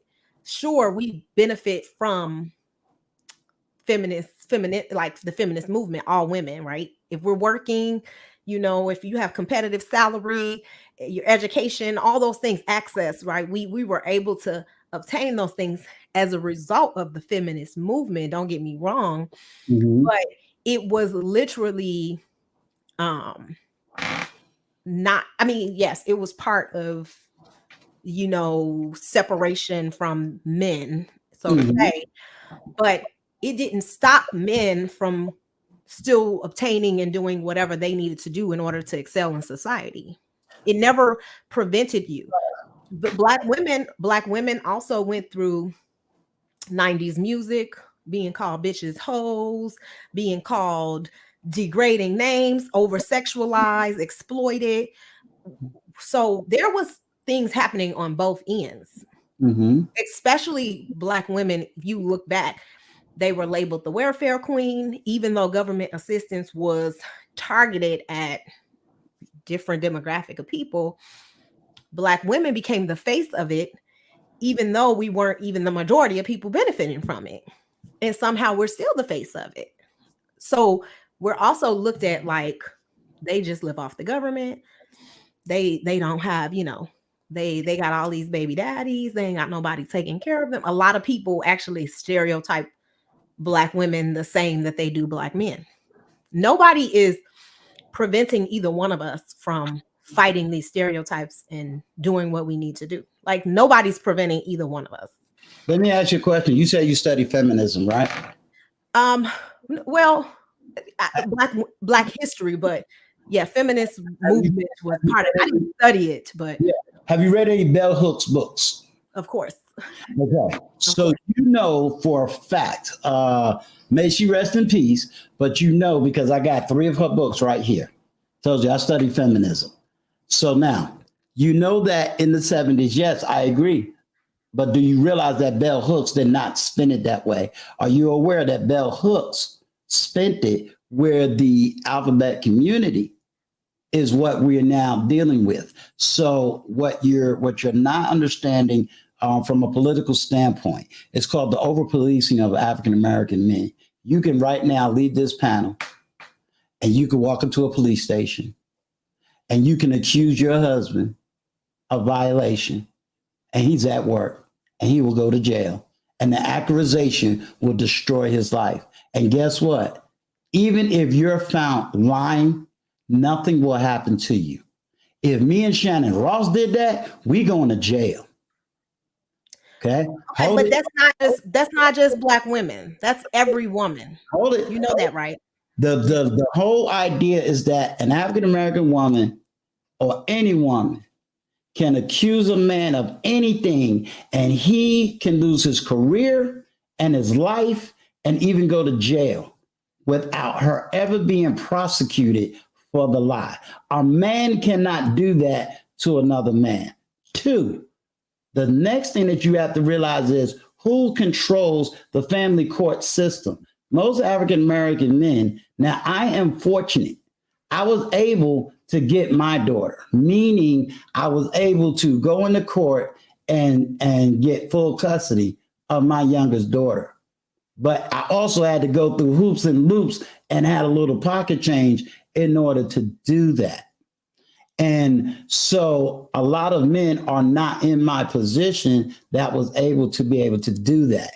A lot of the family court system is not controlled by men, it is controlled by women. When you say African American men gave up power, first of all, you have to recognize what is power. It is economic power. That's one. It is political power. Two, it is social power. Three, there is never a historical time where African American men are at the top of the Fortune 500 companies. Therefore, they don't control economic power in America, nor do their numbers equal what will be known as political power in America. So they don't control the political policies that is written. So they didn't have power there. I think it is subconscious that is being taught that African American men is got all this power, all this control, and that they control women. No, it is not that way. This is why a lot of the conversations, if you listen to the what I call Black manosphere intellectuals, then you'll understand. I would ask you to do this, and we can always bring this conversation back. I would actually do some research and listen to Dr. Tia Son Johnson, who is a big YouTuber. Yeah, I've heard him before. Let me say this. I will not support the Black manosphere men. I don't care if you call them intellectuals. I will not support them. Let me tell you why. I don't support them. Right. And I think everybody has to choose what lanes they want to be in and which ones they don't. And right. I have 1,000 YouTube channels that I watch and people who I've hit the notification bell and subscribe to. Right. I've definitely heard him before. Trust me. Let me say this: men don't go to jail for lying either. Okay, nobody goes to jail for lying, because the thing is, lying is something that they have been unable to get control of. And just like any system, when you give something away, right? Anything, when you give something away, power. When did Black men? My only question is, I just want to finish this one statement though. When we give power away, right? Mm-hmm. In any circumstance, there's always going to be some people who abuse it. Mm-hmm. But what I don't like to say is that women are falsely reporting issues because that's not true, right? Like the perception is that, oh, there's all these women that are falsely reporting. No, there's actually many real cases that are really happening. So we want to highlight the cases where the women are falsely reporting, and we want to put grave attention to that, but we don't focus on the men who are actually deleting women, or who are actually abusing women, who are actually participating in this behavior. We tend to focus on those cases. It's for instance, even on the flip, when a Black woman is deleted, right? It's fine. She's deleted by Black men. Oh, we pass on by that. But the moment she's deleted by another race of men, we are like glamorize. Oh, this happens. Look what happened when y'all do all that. But it doesn't happen as often as it happens within our own community, but we still will highlight it on the flip side. We do the same thing with these things. You're saying, yeah, there are people who take advantage, who lie, who cheat the system, who falsely report stuff, who do these things, but there's many people who don't. There's actually more people who don't than do. And now there's things in place to prevent this from happening. For instance, you have to have proof of said abuse. I've worked in DV. So I can't just call and be like, My husband just punched me in my face. Okay, when they get here, they want to see said evidence, right? So if my husband says, no, I did not do that, trust me, there is things that have to take place. There are now procedures. So we're talking about something that's no longer a factor. And what happens is it prevents men from reporting when they are being abused, when we keep on talking about things that used to go on, because now men can report abuse, men can like actually women who have participated in this can be penalized. And I think you guys need to be telling men that they should be reporting this versus telling men that if you report it, then they ain't gonna believe you. That's not true. And Yeah, it's not accurate. I'm going to tell you what it is. I am the victim of domestic violence. And I've spoken about it right here on this platform. I know you have, but when did that happen, Uncle Stu? Over 10 years ago. So now, that's what I'm trying to tell you. I also have connection to 2 police officers. And hey, you're about to make me call Nathan Daly and tell him to show up on this platform. Oh, and I love Nathan Daly. I actually watch his show. I watch his show, and he knows I'm a supporter. This way, we would be glad to bring that conversation back to the table. I'll be glad to have that. I would love to have that conversation because look, all these women control this and that. That's not true. Men are dominant. They have power, especially men of no color, because I don't want to keep saying that name, especially men of no color. They have the power in these situations. They make the rules. They give us the resources. And I never said black men have power. What I said was ain't nobody stopping you from doing what you need to do. We need to obtain social power. We need to bring resources and wealth in our communities. And there's nothing stopping black men from doing that but them. That's what I said.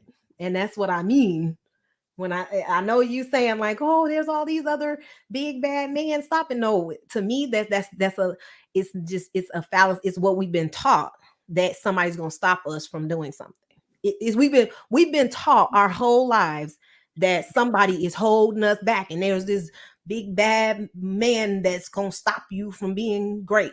We even bring up Black Wall Street that happened in the 1930s to scare us off in the 2022. We do it. We do it. Okay, let me bring up Shannon Ross. Oh, because justice is served on those men. Why highlight the criminals? Then Shannon said, why the need to talk about convicted criminals, but rather not highlight the liars who are ruining lives? That's crazy.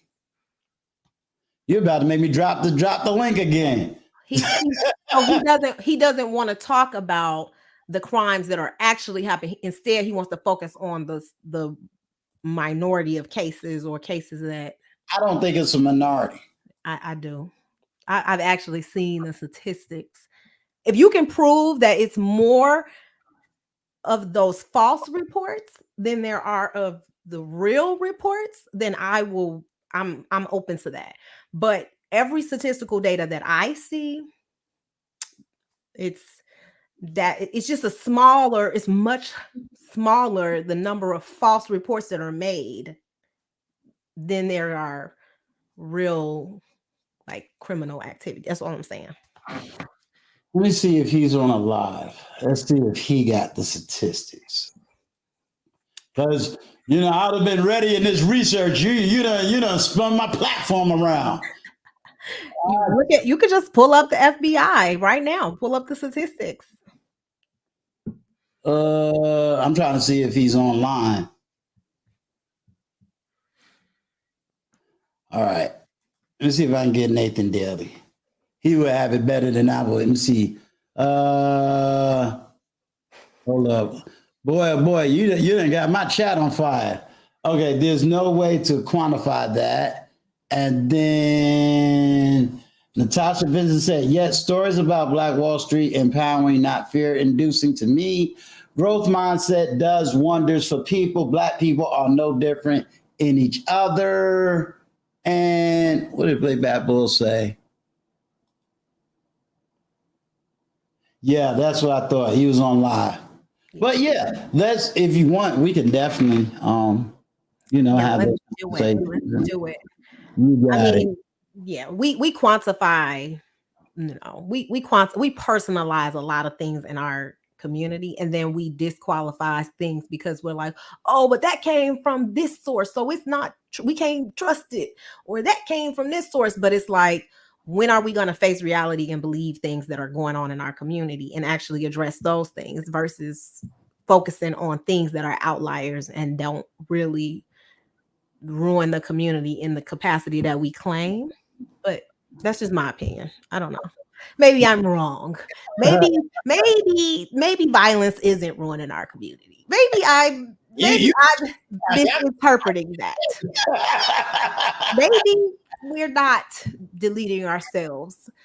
Men deleting men every, what, 25, 26 a day, or black women being deleted, what, 5 or 6 a day. I mean, maybe that's not happening in our community. I feel like some things is just like, are we going to accept that this is what's going on in our community and actually deal with those things? Are we going to keep on talking about the one case when the woman did something that was like, it was different? Like, nah, that's what I don't get. Shannon Ross says reminds me of the destruction of Sodom and Gomorrah.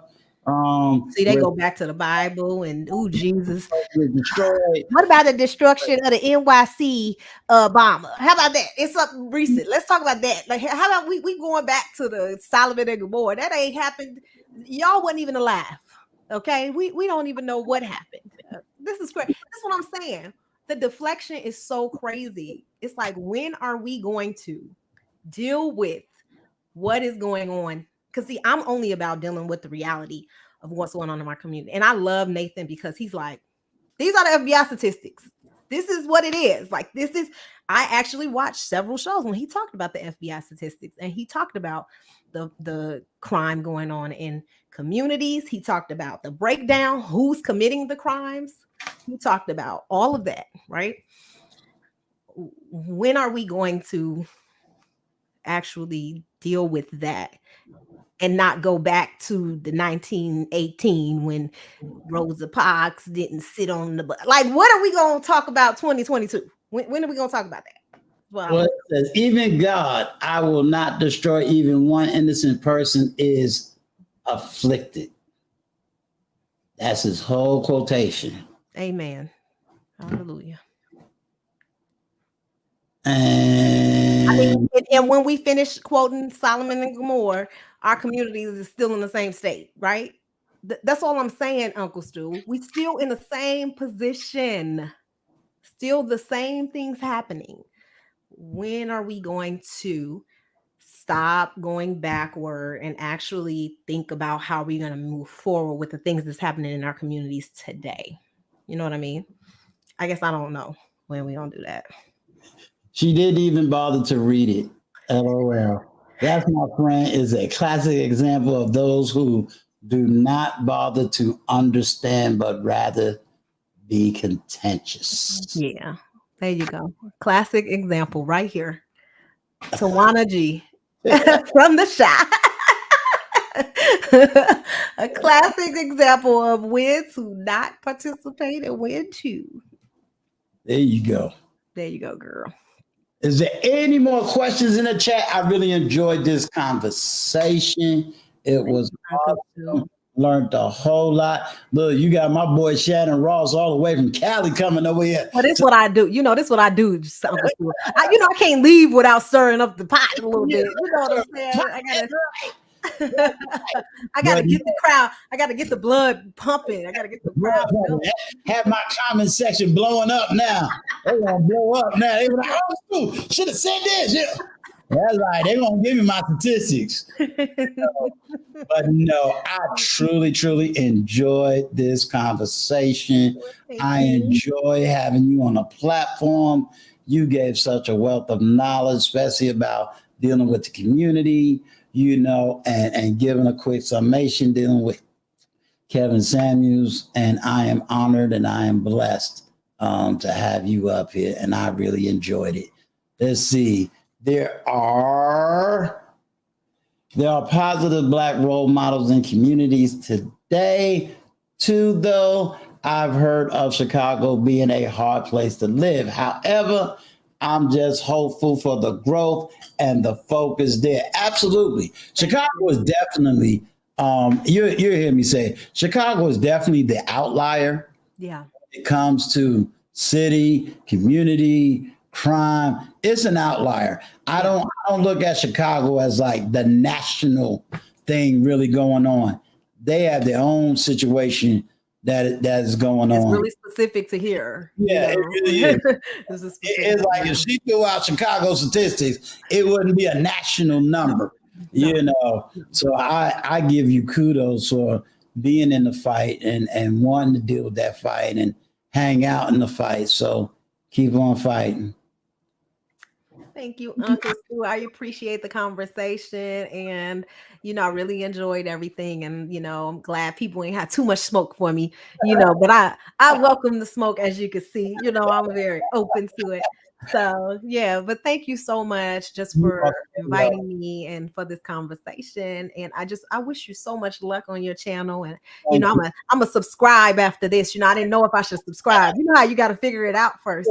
But didn't I say before you even came, I said, take the time. Yes. Through my channel, look through the interviews, look through different people, how I communicate, how I talk, and everything. That way you could feel at peace and at home. That's right. Come up, Shannon. I got the email, Shannon. Shannon gonna be up here, and he gonna light it up now. Because he's my deep intellectual. Courts issue 1.5 million false or trivial temporary restraining orders every year. In half of those cases, no physical violence actually occurred. Then he came back and said, "Look, how many actually are right?" That's what I said. About 70% of the total number of restraining orders courts issue every year. The cost to the taxpayer in each is approximately $2,000 to issue, serve, and adjudicate the order.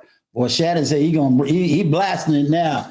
85. Wait a minute, I want to make sure I didn't miss it. Okay, 85% of those orders targeted men. The other 15% are against women.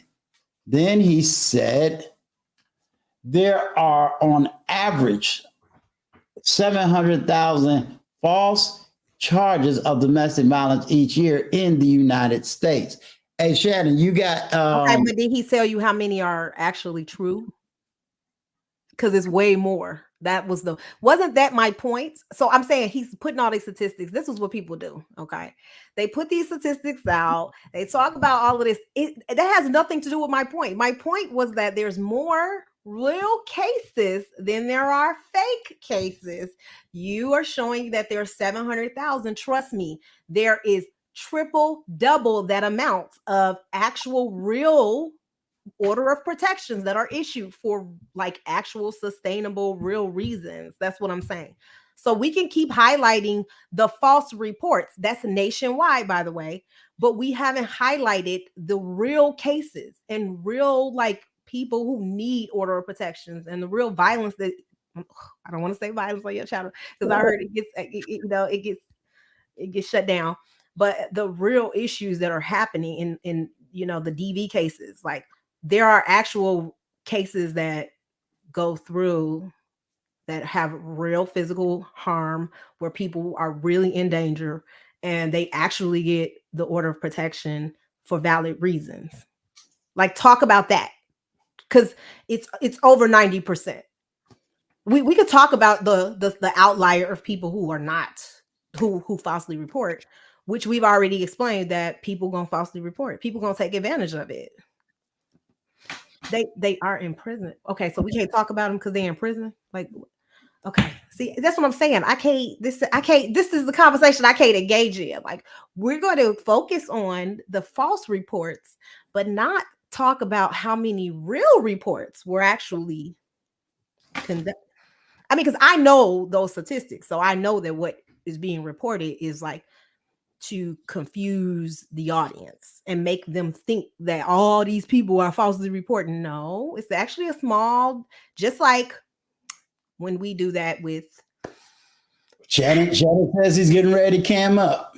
we go to, you know, we do this with black men too, right? Where it's like, oh well, it's a small percentage of them doing something different. People always be like, well, let's talk about that small. What about these people? But everybody want to talk about the collective and what everybody else is doing. They don't want to talk about those small demographics.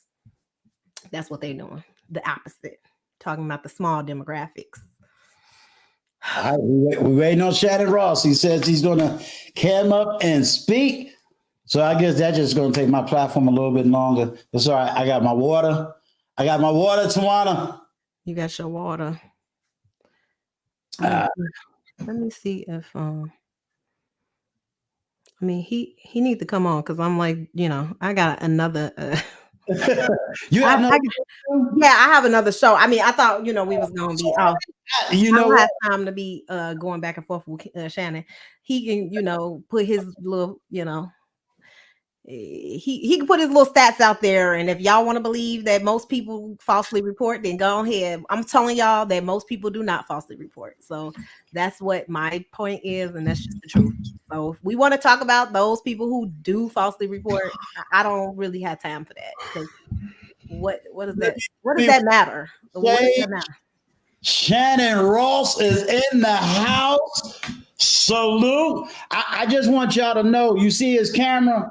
I'm going to OBS so that I can have that same camera look, you know, because this StreamYard stuff ain't working. So, bruh, I'm following your lead. I am putting OBS together so that my camera can look like as good as yours.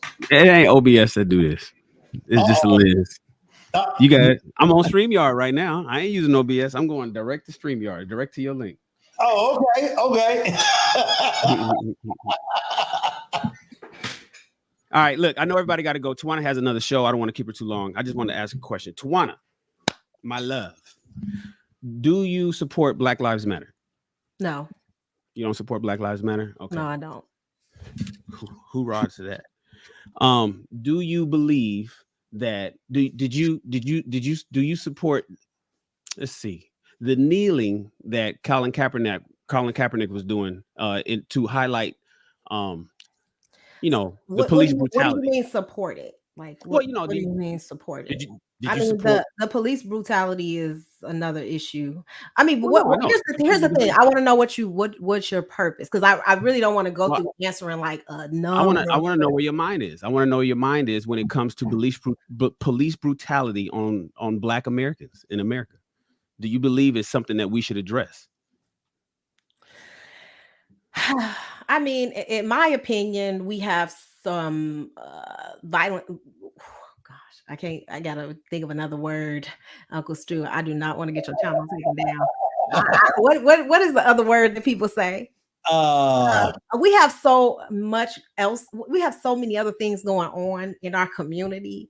That's like, I don't know how much I support that movement, or I'm behind that whole movement of, like, let's defund this and that. I mean, like, I'm not 100% in support of that when I see femicide rates, when I see other crime that's happening that I'm more concerned about.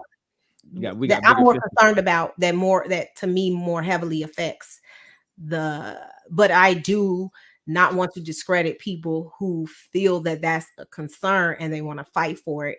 But we all have to fight for different lanes. Just like some people support breast cancer, some people support colon cancer. Like, I don't want to discredit everybody because it affects other communities different than it affects me, right? So it's not as much of a concern. Okay. Like, no, you gave me that's right. The reason why I asked that question, so got your answer. The reason why I was asking that question, because I was looking, you're consistent. You're consistent with what we were talking about just now with domestic violence against women. And do we highlight? So what I mean by, do we talk about the guys that's convicted? So the reason I was asking about the Black Lives Matter and the kneeling and the police brutality and stuff like that, I was doing it in reverse. Some people would say, why do we bother fighting and rioting and standing up for, you know, from Michael Brown to, I mean, all these different situations that the police, when it's only a small percentage right of that happening versus the larger arrest rates that are happening across the world. It's like, okay, so wait a minute. So we got, let's say, like mass I think incarceration. yeah, we got mass incarceration. We got 12,000. I mean, we had 13,000 Black people murdered in 2020, right? Out of 20,000 murders in America. Can't say that word either. You can't say murder? Deletions. Oh, okay. Well, they were homicides or whatever. Okay. So that happened in 2020. Right. We're talking about the 1.3% that happened at the hands of a police officer, of which most of them were all justified. But that's what happens, right? Well, that's why I don't focus on that. You will never hear me saying that that's our fight when I know that we're being deleted 25 to 26 of us a day. Why would I care about something that's happening less than one time? 1.3, yeah. Like, so it don't even happen every day. I feel like it's like 0.3 a day. It's 1 point. No, it's 1.3 total, and of that 1.3, right, most of those were justified. So the bad cops basically is like 0.000, some crap like that. Right. But then that's what we're rioting for. People is turning up and looting and robbing and stealing and marching. And we marching on Washington. We marching on Washington for this small, minute percentage of what's going bad in our neighborhoods, and we're turning a blind eye to what's good. I get you. So in that point, I don't have no smoke. Uncle Stu, I was like, me and Shannon must be thinking differently, but I agree with that 100%. What I'm not going to do though is act like we're not doing stuff in our community that's really like need to be addressed. Like you said, I'm not about to sit here and be holding up no sign about how the cops need to be defunded when I know we on our own in our own neighborhoods are murder at higher rates. I'm gonna make sure I look. I don't talk about this. I don't talk about this on my channel as much, so I forgot what words to say and how not to say certain things. I'm sorry, Stu, because I don't want to get the channel. I don't want to get the video taken down. Because I know if you say those words too much, it could. Video taken down. I can't intellectual conversation. So that's why you see me being quiet, because again, it's not like you go to certain platforms, the man yelling over here, the woman. No, I got two intellectuals having a decent argument. Right. I would call it an argument because I'm in agreement with her. Here's the thing. This is what I discovered just now. That Tawana passed, if you want to call it a proverbial test, that most women don't pass when I get into this discussion. So she was saying, look, why are we discussing why are we discussing the few minority cases of false allegations of DV when we got all these other cases that's actually real? And I'm saying of those actual cases that are real, most of them are convicted, and then the other ones are the guy got off. It's a small minority of those that got off because he got rich parents or something like that, and all he got to do is go to counseling. You know, white folk up in San Francisco. We won't even mention those names. Or remember, women can drop charges. Remember, women drop the charges, or don't show up, or don't do whatever they need to do to make sure that that it happens. So there's cases like that too. So I acknowledge all of that. I acknowledge all that. And so for me, as an advocate for men, I'm saying, well, wait a minute. There's criminals over here who's actually ruining men's lives as well. Right. Should we not discuss that? Yeah. Tawana's saying, I ain't saying not discuss it. I'm saying the bigger argument should be over here. I hear what Tawana's saying. But then I go and I ask women, I say, well, how do you feel about Black Lives Matter? Oh, yeah, I support Black Lives Matter. How do you feel about police brutality? Oh, yeah, the police need to chill. They've been killing us in the streets, and they got their foot on our necks and all that other kind of stuff. And I say, well, wait a minute.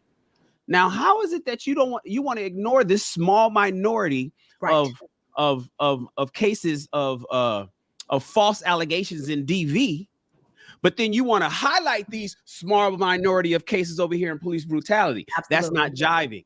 Exactly.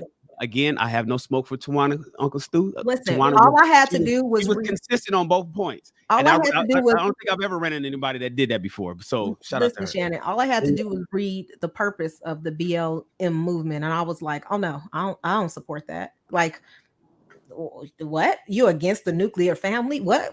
It was ridiculous. People don't even know what kind of movement they're following. And then where's your money going to? I when they first came out, I was studying poli-sci, and they came to my campus, and they literally flipped my campus over. And I had to tell these young Black kids, I said, wait a minute, how are you oppressed when you going home to a house and a 2-car garage? Like, are you kidding me right now? Right. It's like y'all running around and you going to a private college that most people can't even get into. So what I had to do, put them, at that time I owned a truck. I put them in my truck. I said, now let me show you a real community. And I took them to the hood. I said, now compare this to where you go home to. All right. Are you serious right now? So, I got it. I love this. So, like we can still have that conversation, Stu. Since you told me you want to have it, because I'm ready. Just like Shannon focused on men, I'm focused on women. So we have different purposes, but ultimately, I want the good for the entire community. So ultimately, but I have a specific emphasis on women. Of course, that's what it is, right? We do what's natural to us, and that's what's natural to me. Yeah. But see, the whole thing is, I don't have an argument with that. Yeah. You understand what I'm saying? I never will have an argument with a woman saying, I'm setting my platform up. I want to talk to women. I want to deal with women. I'm on the side of where Shannon is. Yes, this platform right now is the conversation where I want people to be able to come and, like I said, separate the personality from the person. But I said to you, hey, if there's a subject you want to talk about it, let's talk about it. I need people to see examples of grown adult women and grown adult men having an intellectual conversation, not we cussing each other out. I'm calling you a 304. You calling Shannon. Shannon would never do that. He would never do that. He would never play We're a little bit too sophisticated for that. Yeah, look, you got me sweating doing workouts in the morning, like, yo, dude. But this is what I really believe people need to see. You understand? So when they see it, because I always say, you can't emulate what you can't see. You understand? If I don't see a male who can speak well, he's on his purpose, he knows how to read, he knows how to read a book and then explain or expound on the intellectualism of this book, and then how do you apply what you're reading? If you don't have that kind of a platform, they don't know how to emulate that. Yeah. They don't know how to speak to that. I'm going to also be doing, more literature and reading. Right now, people see my platform as, hey, this is where Uncle Stu is giving all of this, conversation. But people, like Shannon said, people got a chance to know Tawana. Yeah. You know what I'm saying? They got a chance to know you. And the fact that they got a chance to know you, that's the vision in and of itself. You see what I mean? They can say, okay, if I'm a woman, I need to know certain things, I can go to Tawana channel. If the brothers that's in here, they know Shannon, Shannon got a bigger name than I do, but they also, look, you better stop. Big Lapeef having king talk. I'm still down here in the trenches. But at the same time, that's the love of connection, because, hey, I'm supporting Shannon just as much as Shannon supporting me. And it's like, oh, wait a minute. Them two ain't beefing. They not arguing over subs. Nah, man, what he doing on his channel, I want to do on mine. He talking about books. I want to read the book. Me and him were doing the same books at the same time. We did Obsidian's book at the same time. We were, it was like, hey, who I ain't got, he got. Who he ain't got, I got. So we're trying to get the knowledge out there. Plus, we're both veterans. We Army dogs, You know what I'm saying?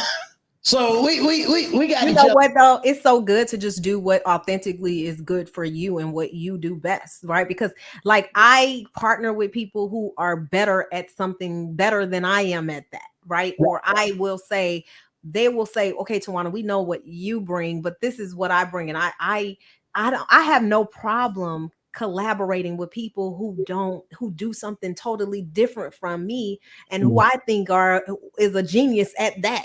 And I believe that I'm a genius at what I bring and what I do. And so then I'm good with that, right? I don't want to step into nobody else's lane because then I may not know how to do they lane, but I think it's important for men like you and Shannon to represent Black men. To Black men. And I think it's important for women like me to represent Black women, right? And talk about our issues. And so make our issues the forefront of conversation so that even when I do have men on the panel, they understand what the woman is saying. And then they kind of give us the men's perspective. And then it's like, okay, cool. Women, so now you're thinking like this, but guess what? Men think this way. So what you gonna do? How you gonna shape it based on that? Especially if you want to collaborate. So I think that's the purpose, right? Not to silence anybody, but more so to let us see how different we think, because men and women think differently about a lot of stuff, and then there's a lot of stuff we think the same about, and then to like really just talk about, okay, are we being unrealistic or what? Like, how are we gonna come together? So I think that's important. I think that's powerful what we're doing as Black YouTubers, but as just being in this space, we connect on a lot of different ways. I mean, we connect in different ways, even though we have different visions. Like I can connect with Shannon, I can connect with you, Uncle Stu, because I watch a variety of things. Sometimes I watch y'all for content. Like, you know what? I'm gonna talk about what Uncle Stu said on his show. Or let me talk about what Shannon just said on his show. Look, make it work. I don't mind somebody taking it and doing something positive. Be like, okay, my name getting out there now. Exactly. Right. So I put you out there and be like, you know what, Uncle Stu said this. So yeah, it's a good thing. But it's all in fun, and I have boundaries and I have limits and I respect family and I respect, Black men. And it's only so far that I'm gonna go, because I have that level of respect, even though y'all know I've been disrespected, but I never go back and do anything bad. You ain't gonna never say, oh, Tawana was talking about this, that, and the third. Like, I don't do that. You know what I'm saying? So, you live and you learn in these spaces. So I know that's right. We're gonna shut it down. So let me give you your salute. Thank you. Give the chat your final words and thoughts, sir. You talking to me? Yes, sir. Oh, I didn't even hear you call my name. No, I'm good. I appreciate you having me up. I know we're gonna connect and we're gonna do another show together. Right. I appreciate you for bringing me on. Thank you, Tawana, for extending your time. I know you had to go. Yeah, I did agree to do another panel. Talking about and don't be throwing away the Sodom and Gomorrah stories. Don't be throwing away the Sodom and Gomorrah you saw me say amen. I said amen. I acknowledged it. I said amen. Now hallelujah. You threw it away before you even read it. I don't even get biblical. I'm just saying, well, should we, if one liar is out there, should we ignore all the, that's all I was trying to juxtapose this shit. I wasn't trying to preach. Anyways, love you guys. Appreciate you. Thank you so much, Uncle Stu. I look forward to the show tomorrow. I'm not sure what you're talking about tomorrow, but I'll be there. All right, that'll work. Thank you, sir. Cool. Tawana, give us the last words of the day so that you can run and get to that other show. Yes. Thank you so much, Uncle Stu. I really just appreciate this experience. I appreciate being able to talk about, I've never really talked about what I do and my life in this way. So it was good, to really get this conversation out, and I do believe that we are powerful, that we have less things stopping us from getting to where we need to be, and that we have to destroy the limitations in our mind, and we have to really move forward, and we have to really believe that we can move forward. And I do think that we can't take everybody with us. So I'm concentrated specifically on the people who are wanting to change and wanting to be different, because I want it for my future, but also for my kids' future, and for your children's futures, for your grandchildren's futures, because that's more important to me, right? Is making sure that we instill, we reform culture now, so that when they get there, the culture is set, and this is what it is. This is the expectation. So I am committed to doing that in our community. So, and I appreciate, you just allowing me this conversation. And yes, and it went well, so it wasn't the crazy Tawana that everybody thought I was gonna be. Attack. Uncle Stu didn't attack. Well, I want just give me 30 seconds. I'm gonna shut it down. I want everybody to know I want to thank each and every single one of you that came out here tonight, because again, you could have been anywhere on these YouTube streets, but you spent it right here with Uncle Stu and Tawana G, and we appreciate you. Thank you, Shannon Ross, for coming up and speaking your piece. And we'll see Shannon Ross in a couple of weeks right here at the Emancipated Studio. So to everybody, may the peace and blessing of God be with you forevermore. Peace.